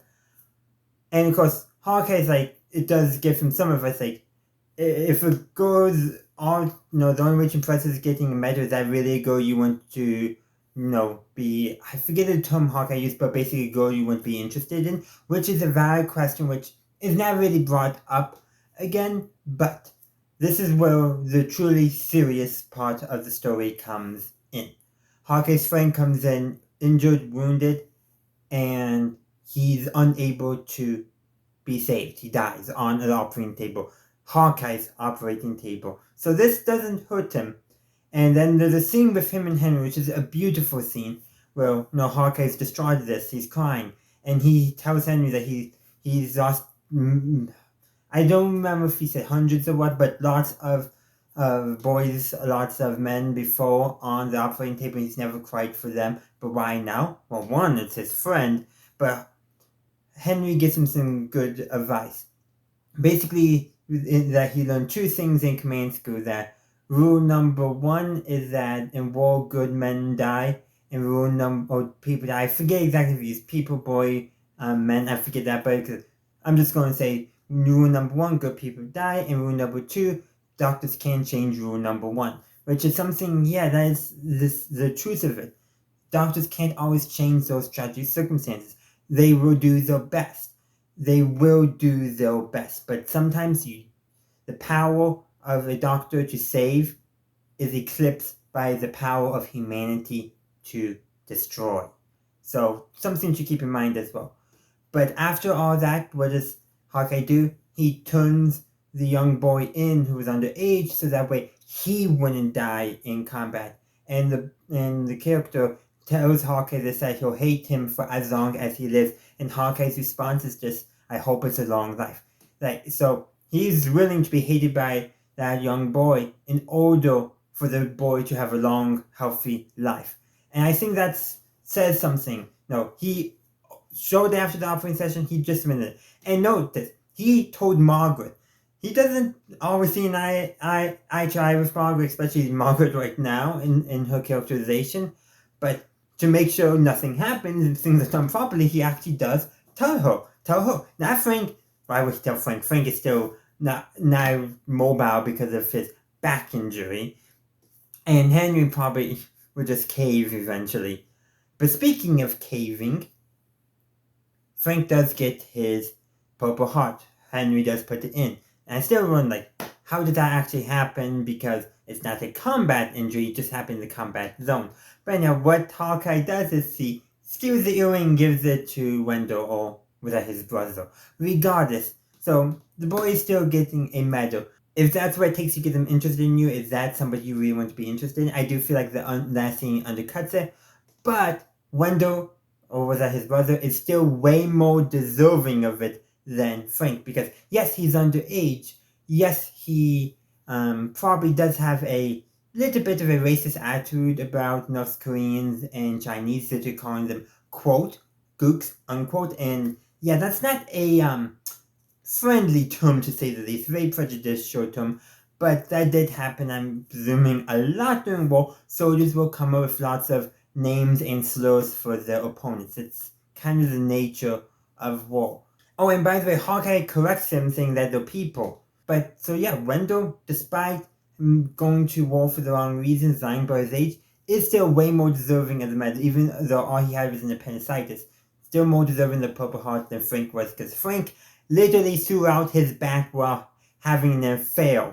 So, yeah, who's more deserving? I would say the 16-year-old who lied, even though he shouldn't have lied, but the almost 16-year-old who lied about his age to serve his country. That's more deserving than someone who's having an affair and threw out their back. I'm just saying.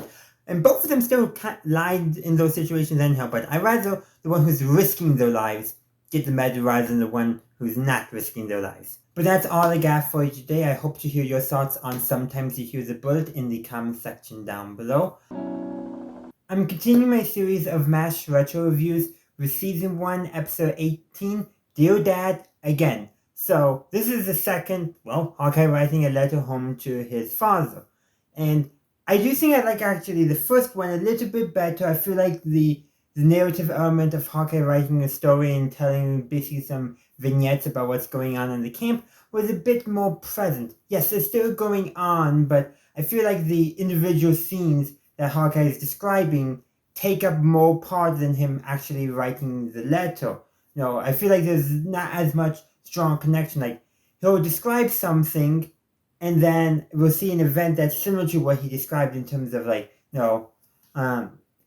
think the word I'm looking for is he's not, in his letter, he's not so much describing the events, but doing a lot more describing the emotions, the feelings, the vibes of the events.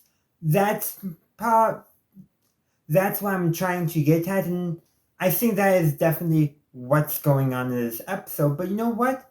It's still a great episode. I mean, they actually have some great fun scenes and some overarching connecting elements. The main one being they have a new doctor who's helping out, Captain Casey. Well, it turns out he's not really a doctor or a captain. And he gets caught, but Hawkeye's not going to blow the whistle and just hey, being kind of caught. So you just leave and I won't do anything about it.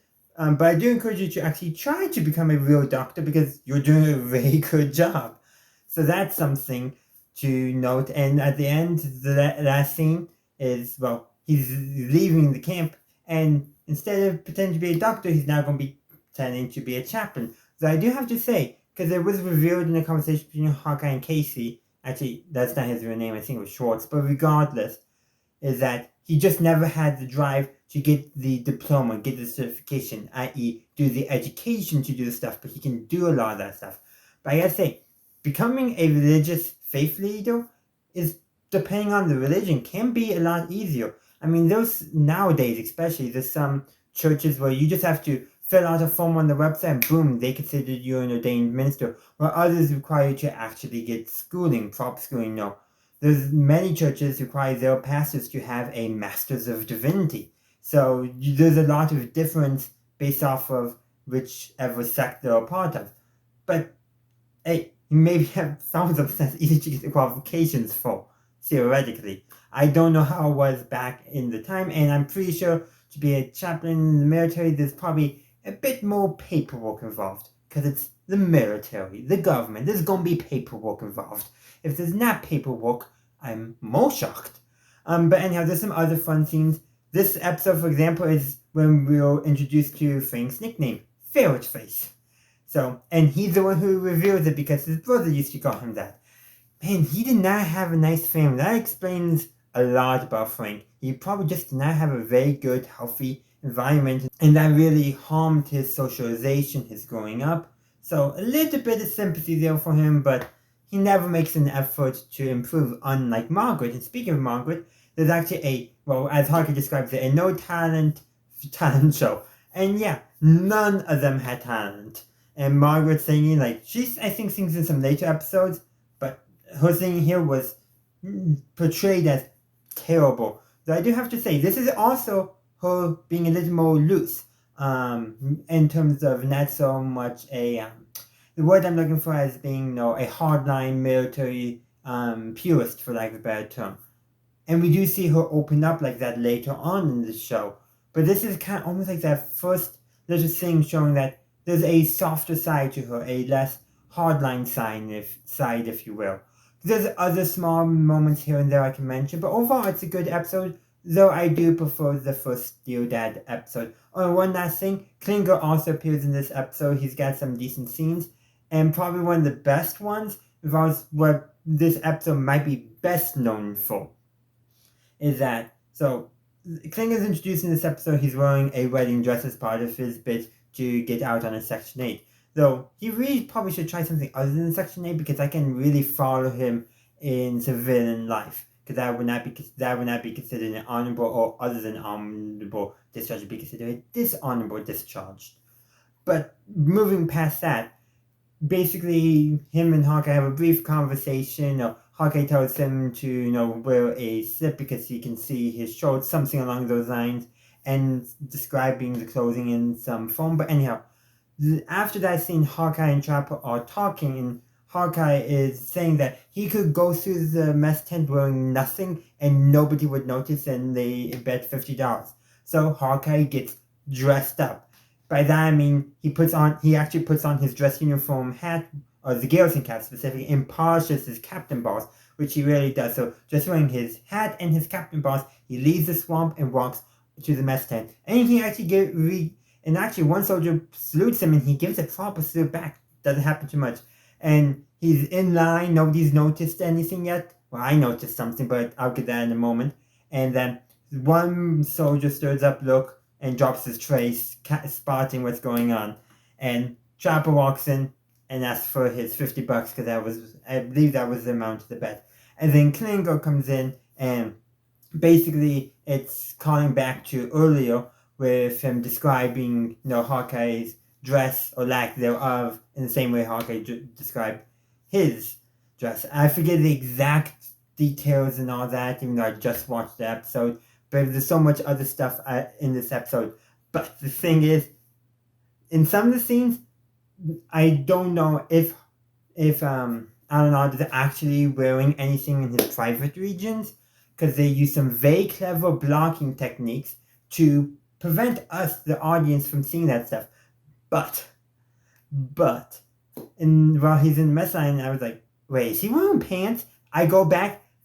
You can see the waistline of some pants that Hawkeye is wearing during that scene. It might just be some shorts, but in at least one scene for filming, he is wearing something. And I don't think that was intended to be caught on camera. It's at the bottom of the frame, so basically here. Well, not here, because my chest is here, but effectively at the bottom of the frame where they did not intend for it to be visible, but it is. That could be something, I don't know. I suspect when they made the DVD, they probably rescanned all the masters and all that, so the DVD might be a remaster, so better quality, so scenes that would have been cut off in the original film grain and in the just original recordings that with more static you would have not seen, but now with better displays, perhaps even a remaster, I'm not sure about that, you can actually make out that mistake. That was something that was not supposed to be left in, but it was left in. And it's fun seeing mistakes like that, things that give you a glimpse into the filmmaking process. I already mentioned the blocking techniques used in the episode to prevent us from seeing anything. But the thing is, it was really clever blocking techniques, using the jeeps, the tents, and people just killing stuff around to prevent us from seeing anything. That's also how they get, past the sensors as well.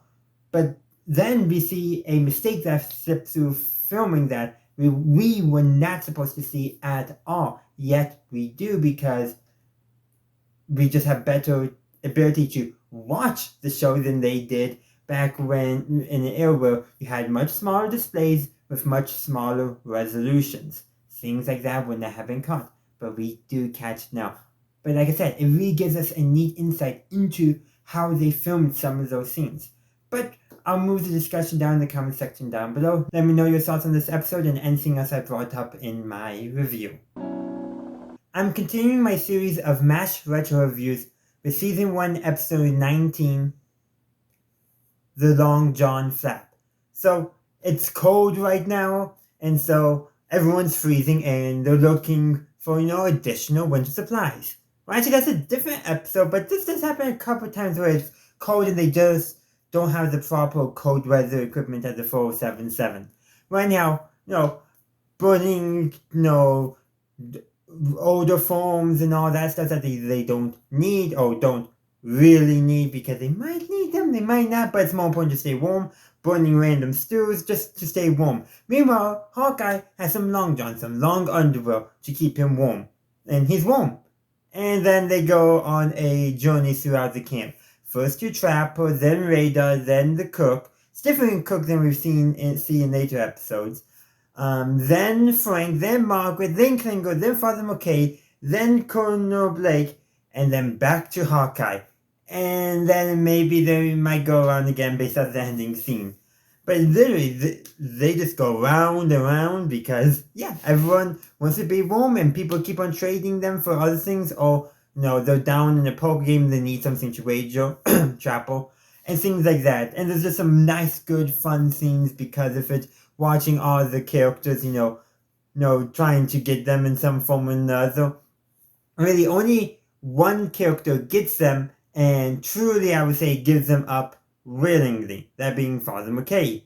Because he doesn't know who they actually belong to, but, when Klinger gives them to him, because, Klinger's afraid of what Margaret would do, he uses them for one night for one, but then he gives them to Colonel Blake to try to find the actual owner. Well, Colonel Blake is also going to use them for himself, and then he needs an appendicitis, so what happens? Hawkeye and Chopper go to, do the appendicitis. He actually needs an appendicitis. This is not one of the fake ones that Hawkeye and Chopper will do later on. I forget which episode, it might be next season. But yeah, and then he gives them back to Hawkeye. But probably the funniest thing, one of the funniest jokes I should say, is right before they're going to start the surgery, Henry's like telling them, "Don't worry about me. Don't hurt the long johns," which is just funny. And there's lots of other funny good gags, like somehow the chef had a whole leg of lamb ready to trade out for the Longjohn. Like, why would he have a whole leg of lamb? Like, were they expecting some general or something? Who knows? But just lots of good, funny bits going on. And I guarantee you the actors were actually probably sweating because apparently it was very common to be super warm when they were filming the winter scenes and super cold when they were filming the hot summer scenes. Go figure. But anyhow, those are just my thoughts. I would love to hear yours in the comment section down below. So I'm continuing my series of MASH retro reviews with Season 1, Episode 20, The Army-Navy Game. So, the Army-Navy are playing game. And football, that stuff.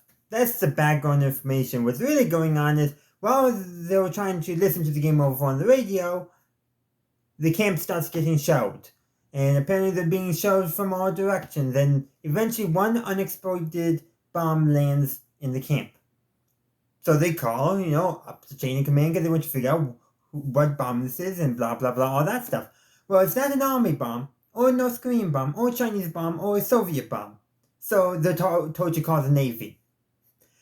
And the Navy figures out that it's not a Navy bomb, it's a CIA bomb. Of course the CIA has its own bombs. They quite literally make that joke in the episode. And it wouldn't surprise me if even today the CIA still has its own bombs. Well, anyhow, man, it would be neat if Colonel Flag actually appeared in this episode. He hasn't appeared yet, but this would have been a cool episode for him to appear in. But then again, he also claims he's CID, CIA. He claims he's a lot of things, but that's irrelevant to this episode. So eventually they got to disarm it. Well, guess what happens when they disarm it? They fail. But don't worry, this entire time the nerves about exploding. And it's just a bomb filled with a bunch of propaganda leaflets. Of course. So all that climatic tension that was built up through this episode, Klingo getting out of the dresses, putting on the same suit he was drafted in, characters, trying to come with terms that potentially they won't make it and all that tension, all that build up evaporates away. And that's really an effect of MASH being a comedy, but at the same time, you had all that drama. And it was still there. They still went through and experienced those things. And in real life, you can experience lots of serious stuff and then realize after the conclusion of that event that, wait, that's not as serious as I thought it was. But sometimes during the thing, you don't realize what it is. And again, if the CIA just told them like, oh, by the way, this specific bomb is a propaganda bomb, it won't actually harm anyone unless it lands on your head, then they probably wouldn't have been as nervous. But they were still being actively shelled with actual live ordnance, so yeah. But really, this episode is just a series of fun jokes that the characters are doing to try to alleviate tension. There's some obviously humorous moments, like when a shell fragment impacts Henry's office and destroys the phone, and he's bit out of it. That's intended to be more humorous for us. But the characters, that's serious. Like, somebody has actually been injured. But they also when they're making jokes themselves to try to alleviate that tension. But you can tell most of the jokes is for us, the audience. And that does think hurt the episode a little bit. Still a strong episode, good episode, fun episode. But I think I would have loved it a little bit more if most of the jokes were the characters trying to alleviate the tension that they were feeling, rather than trying to alleviate the tension for us, the audience. That still would be the effect, but I would have loved it. I think it would have been a much stronger episode, stronger story, if the jokes were being told by the characters, rather than being told about the characters for only us, the audience. The jokes should have been for both the characters and us. But that's just my thoughts. I would love to hear your thoughts in the comment section down below. I'm continuing my series of MASH retro reviews with Season 1, Episode 21, Sticky Wicket. And surprisingly, there's nothing British about this episode. I know there's later on going to be an episode where they deal with some British soldiers, but that's not this episode. Instead, this episode, well, there's a couple things going on, but the heart of it is Hawkeye has a patient that is struggling to recover, Private Thompson. And some context around is, one, he's not recovering well, so Hawkeye is worried, trying to figure out what's wrong, what could he have missed, and Sounds like he's gone through almost every single possibility in his head. It doesn't help that during all this, him and Frank have a bit of a spat. No surprise there, but so early on in the episode, before Private Thompson's case worsened, Hawkeye basically gave it to Frank, basically a why you suck speech, if you will. Every single thing. And of course, Frank and Margaret are upset on it and starting to go over Colonel Blake's head again. But here's the thing is, Hawkeye doesn't want to apologize. And it is understandable. He has no respect for Frank as a medical professional. Well, you know what doesn't help now with all this? So when Private Thompson starts getting worse, not recovering well, and Frank rubs it in Hawkeye's nose, saying, well, who's basically Little Perfect, that kind of thing. And they start fighting it out. Yeah. There's a bit of influence, I think, from the movie, though, but much better motivation, I think, is going on here, because, I just feel like it's just better motivated, not, still some goading in the way, though it's actually Hawkeye who's goaded into the fight by Frank rather than the other way around, as it is depicted in the movie, but here it makes more sense on why it's going on, it's still basically professional disagreement becoming physical, Hawkeye standing up for his honor as a doctor, if you will. And he's basically depressed doing all this too. So this is not helping him. And eventually, what happens? Hawkeye's, sitting in guest quarters that's being used as storage, I guess. He's trying to sleep some. And all of a sudden, something pops into his head. He wakes Margaret up to help him with surgery. Tells her to wake up Ugly John, the anesthesiologist, and a nurse to prep. And they reopen Private Thompson and figure out what's going on. So I forget the exact term, but I think it had to do with colon, but basically a very obscure area that's hard to reach. And Frank, showing a little bit of humility, tells Hawkeye that anyone could have missed that. That's rare for Frank, I think, to admit, but it's true. Or I don't know if it's true. An actual doctor or medical professional can weigh on that, but I think it is true in the fact that Frank at this stage, he's not crazy yet. Well, he's a little bit crazy, but he is still a semi-competent physician. I don't think Frank is a surgeon. But yeah, he's probably right that anyone could have missed it. Because, took Hawkeye what? I feel like probably 2 days, given the pacing and all that. 2 nights at least, for him to think of maybe that is what's causing it. So it's not something that you would have thought of at the top of your head, like, the small intestine, like Margaret suggested. And there's a few other small things like, yeah, those make sense, but, Hawkeye discounted them. And it's this obscure one. Now, I've never rewatched House MD with the main character, Dr. House. Is basically a Sherlock surrogate, but anyhow, yeah, he could have come in this episode and be like, it's sad, and Hawkeye would be like, impossible, that's so obscure. But sometimes the obscure might be just what it is, and apparently that's what it was in this case. But what I really like about this episode is it does show a contrast between Frank and Hawkeye's doctors. Frank rarely shows concern whenever he has a patient who's not recovering well. Meanwhile, here's Hawkeye. He has one patient who's not recovering well, and he can't focus on anything else because of that. Frank, I have a feeling he could more easily move on, but Hawkeye, he just can't.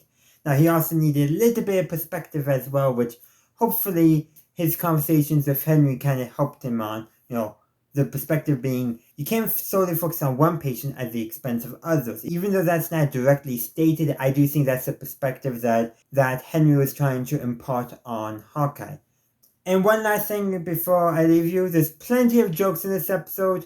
Probably my favorite is it's a recurring gag. I think it does recur 3 times, basically Radar eating a lot of food, and the final gag of it is when Hawkeye and Frank get at it.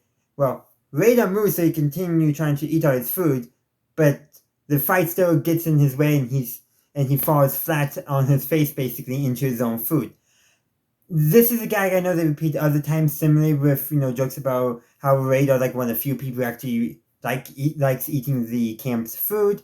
But I do like how they did in this episode, particularly because they build it up. Like, you think the joke is just him eating a lot of the canned food that everyone else can barely stand, that he apparently likes, and it ends basically with him having it in his face because of the other plot line, the actual plot line. So I do think that is an interesting thing, and I really did like that. But that's all I got for you today. I would love to hear your thoughts on Sticky Wicket in the comment section down below. I'm continuing my series of MASH retro reviews with Season 1, Episode 22, Major Fred C. Dobbs. So, first of all, why is the title called that? I had to look this up, but apparently the title is in reference to a film from 1948.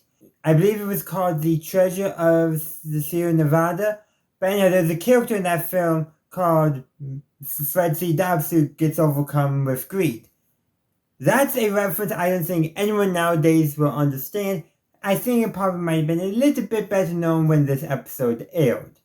But let's actually now talk about what the episode is about. Basically, after Frank berates Nurse Ginger, Hawkeye and Chopper pull a few more pranks to get Frank to decide to transfer out. He does. Margaret then decides to transfer out after another prank. And then, now when you now when you do double duty, Hawkeye and Chopper conspire to basically convince Frank that there's gold nearby, so that way they can take advantage of his greed, so that way he rescinds his transfer request. And it works. There's some decent moments, but in all honesty, I think the funniest stuff is really at the end. So basically, not the ending joke of the episode, but basically, Frank's trying to convince Margaret that he found gold, or they leave Margaret's tent, and Raiders walking by with a mule or donkey or horse, I'm not sure which, because I'm not that great at animal identification, and it's just covered with gold tools, gold mining equipment. Then they go to the spot where Frank found gold, probably pyrite, and there's a bunch of gold painted rocks, so fake gold, rocks painted gold, obviously, and then Hawkeye and Chopper drive by in a gold painted Jeep. It's just hilarious. And in all honesty, that's the funniest part of the episode, just the absurdity of that going on. The rest of the episode is kind of meh. Like, knowing the army, yeah, replacements could take forever, or it could be they could be split. It could go either way. I mean, there's future episodes where a doctor takes ill, they call up to HQ, and they have at least a temporary replacement down within the day. Meanwhile, this episode implies it's going to take forever to get a replacement, which kind of contradicts itself. Well, this is also MASH, and yeah. But I have a feeling a replacement surgeon who's second in command and a replacement head nurse, yeah, that probably would be a prioritized replacement over anything else. So yeah, that's probably not the strongest in. Why would they, at this stage, Hawkeye and Chopper do not like Frank and Margaret at all, so would they really desire not to pull double duty, overcome their dislike of the two? I'm not quite sure. I read on the wiki that many people behind the scenes thought this was the weakest episode of Season 1, and I can understand that. Now, I think there might be some other episodes that are actually weaker or harder to watch in some regards. Like, some of the stuff with the pilot, I, felt a little uncomfortable with, and I think there was another earlier episode on, too. But yeah, that's really what this episode is. It's just a know-nothing episode, and it has some good jokes, but the jokes are really the only thing beneficial about it. And it's really only one sequence of jokes. The rest of the stuff, besides the montage of Chopper and Hawkeye's pranks on Frank, just kind of fall flat. But I will say, I do like how this all got started because Chopper and Hawkeye stood up for Nurse Ginger. That's how it all started, and that I do very much like. But those are just my thoughts. I would love to hear your thoughts in the comment section down below. I'm continuing my series of MASH retro reviews with Season 1, Episode 23, Ceasefire.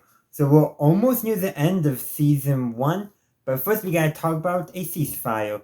So the episode is basically, General Clayton calls Colonel Blake Henry, tells him that there's a rumor that there's gonna be a ceasefire. Well, more than an official rumor, so basically, we're planning a ceasefire kind of deal. And then, though it's not official, so he tells Henry not to share it. Well, Hawkeye, Chopper, and Radar are in the room. And actually, Hawkeye and Chopper do promise Henry not to tell it. Too bad Radar obviously told everyone else. And now there's no point in keeping that. So the entire camp knows. And so there's a bunch of just scenes, Klinger thinking that the war's over, he's going to get sent home, starts selling off his dresses. Basically, Frank and Margaret drink and actually get drunk. But Margaret's like, this really shows how her character in this season was just, and early on, is just really attached to Frank in an unhealthy way. Basically lamenting that they won't be able to be together after the war is over because, Frank has his, family back home. So I have a feeling he probably could maintain a illicit relationship. I'm just saying. He doesn't seem that faithful to his wife anyhow. But anyhow. And then, of course, Ray does having everyone sign his scrapbook. Hawkeye has to basically break up with all the nurses he's been seeing, and so he invents that he has a wife back home. He doesn't, but he invents that. And yeah, so those nurses he probably won't be dating in season 2 for sure. Unless he tells the truth and says that he's afraid of commitment, which is probably the actual thing. Based off of probably some other stuff that we see later on, because you notice how he never commits to a nurse. Just something to say. But during all this, Trapper is convinced that the ceasefire won't actually happen. That the generals and leaders will change their mind and the war will be back on. Well, guess what happens? General Clayton arrives and they're having a party and all that. And then word comes that the ceasefire has been cancelled. It won't be going on. Trapper is right, and Hawkeye has to pay him $50 because of the bet they made about whether or not the ceasefire was actually going to happen. Not to mention, during all this, the camp is starting to get disassembled. Hawkeye kind of starts it by telling, I think it was Longjohn, even though supposedly he's been sent to the States for education, but they never stuck with that, obviously. But anyhow, the locals just start taking stuff, and the ending scene is basically Hawkeye and Trapper sitting in the swamp. Hawkeye has a crate, while Trapper still has all his items, and the still. So that's essentially what happens and how the episode ends. But honestly, the big point of this episode, I think, one, they knew this was going to be near the end of the season, and two, not knowing how the show was going to end, if it was going to get another season, all that stuff, they probably chose to put an episode near the end to show the audience what it would be like to the characters experiencing the news that the war was ending. But they still hoping to continue, obviously, make sure not to actually have the war end. But it's interesting how this contrasts with the actual final episode, with the final movie, I should say, Goodbye, Farewell, Amen, where the war actually does end. And yes, there's party and celebration, but the one match became more dramatic by then, so it took on some more serious tones. Like, you have characters who, talking about who they're going to miss, about their plans. Like, by the end, it feels like a much more realistic conversation. This episode, they're just partying and all that, and then depressed when they learn that the war wasn't ending and there's more wounded coming. Goodbye for All Men, from the more dramatic era match, took a very different approach, but it also took a very different approach because they were actually ending the war then. Here, it was just a setup for the humor that they wanted to tell in this episode.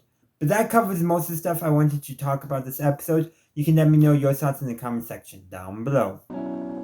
I'm continuing my series of MASH retro reviews with Season 1, Episode 24, Showtime. So this is the final episode of Season 1.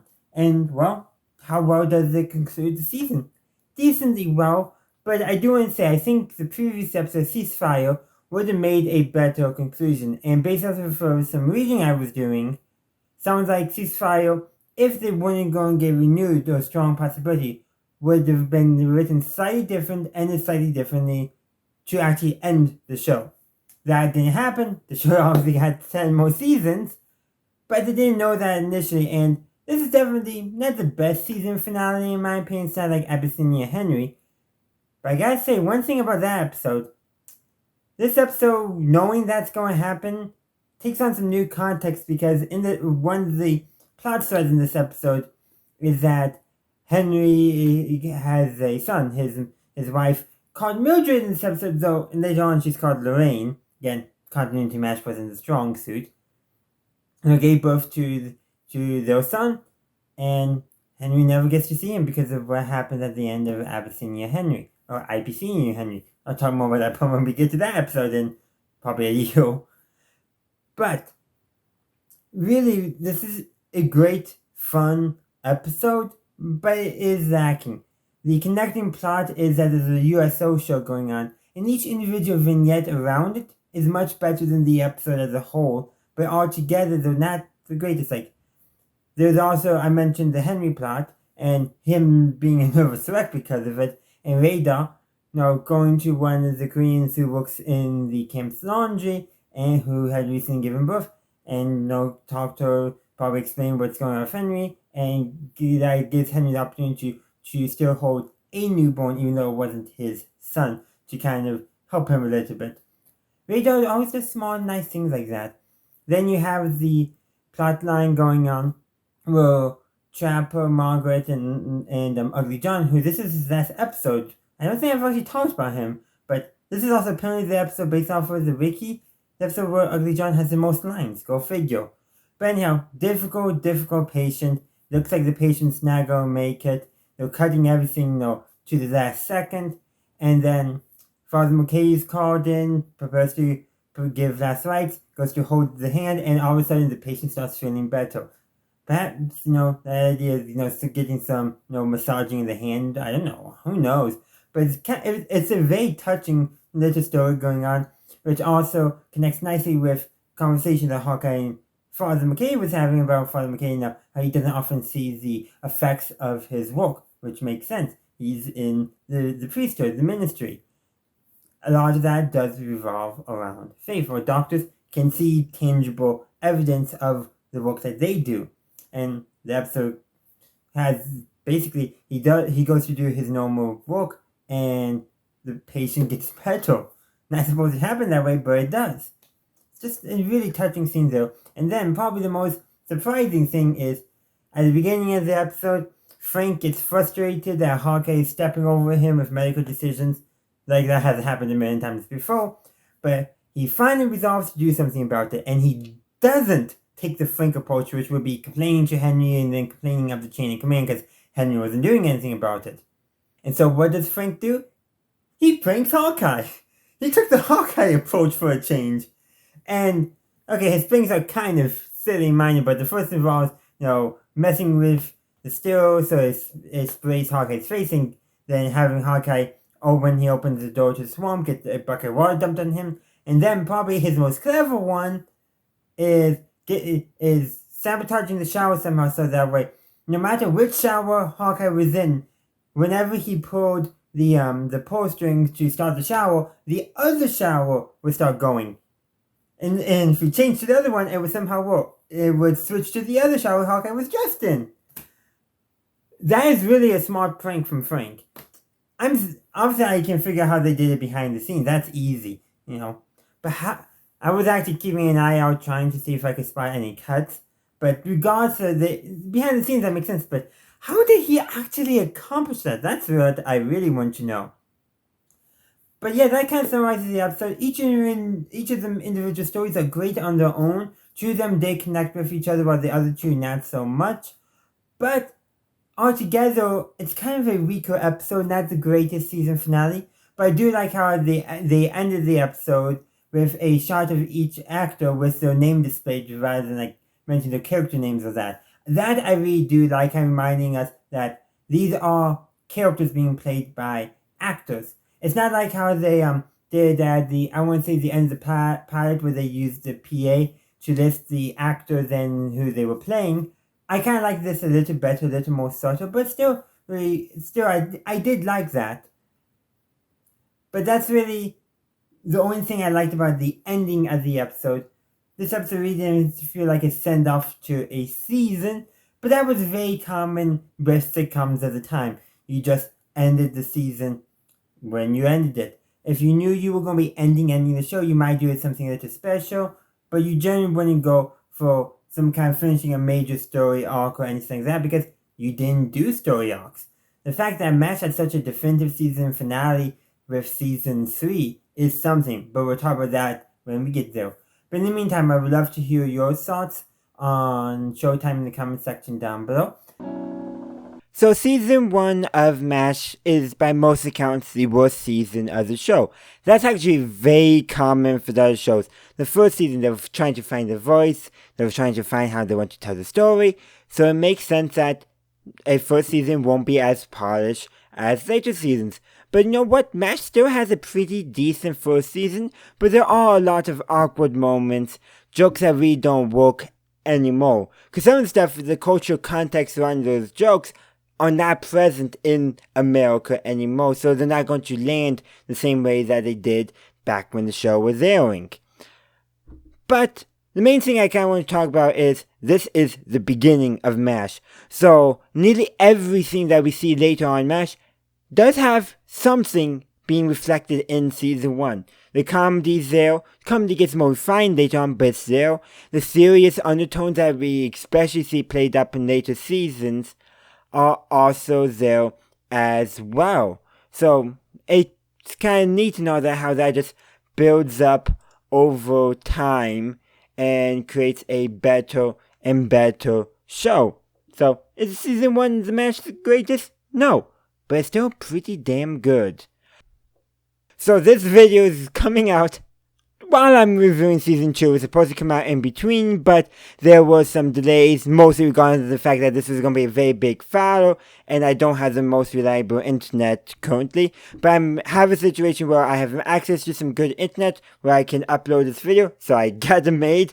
So it's not going to be the most polished. When I get to the season review for season 2, expect that to be a little more polished, as I'll be able to take more time to get that in and all that. But I would just like to say is continue watching. I appreciate it, and I want to hear your thoughts on season 1 of MASH, and also what I've also talked about season 2 of MASH. This video will not be taking away from today, from this week's season 2 episode. I'm just doing this in addition. So I hope to see you this Friday. Thank you for watching my video. I do hope you enjoyed it. If you did, please be sure to give this video a like and share. Also, consider subscribing to my channel to stay up to date on all my latest content. You can also stay up to date on my content by following me on social media. I have a link tree down in the description which has all my social media links on it. Additionally, if you would like to support the channel, you can become a channel member and get early access to all my videos. In the meantime, thank you for watching, and as always, have a good day, a good night, wherever you are. May the force be with you always.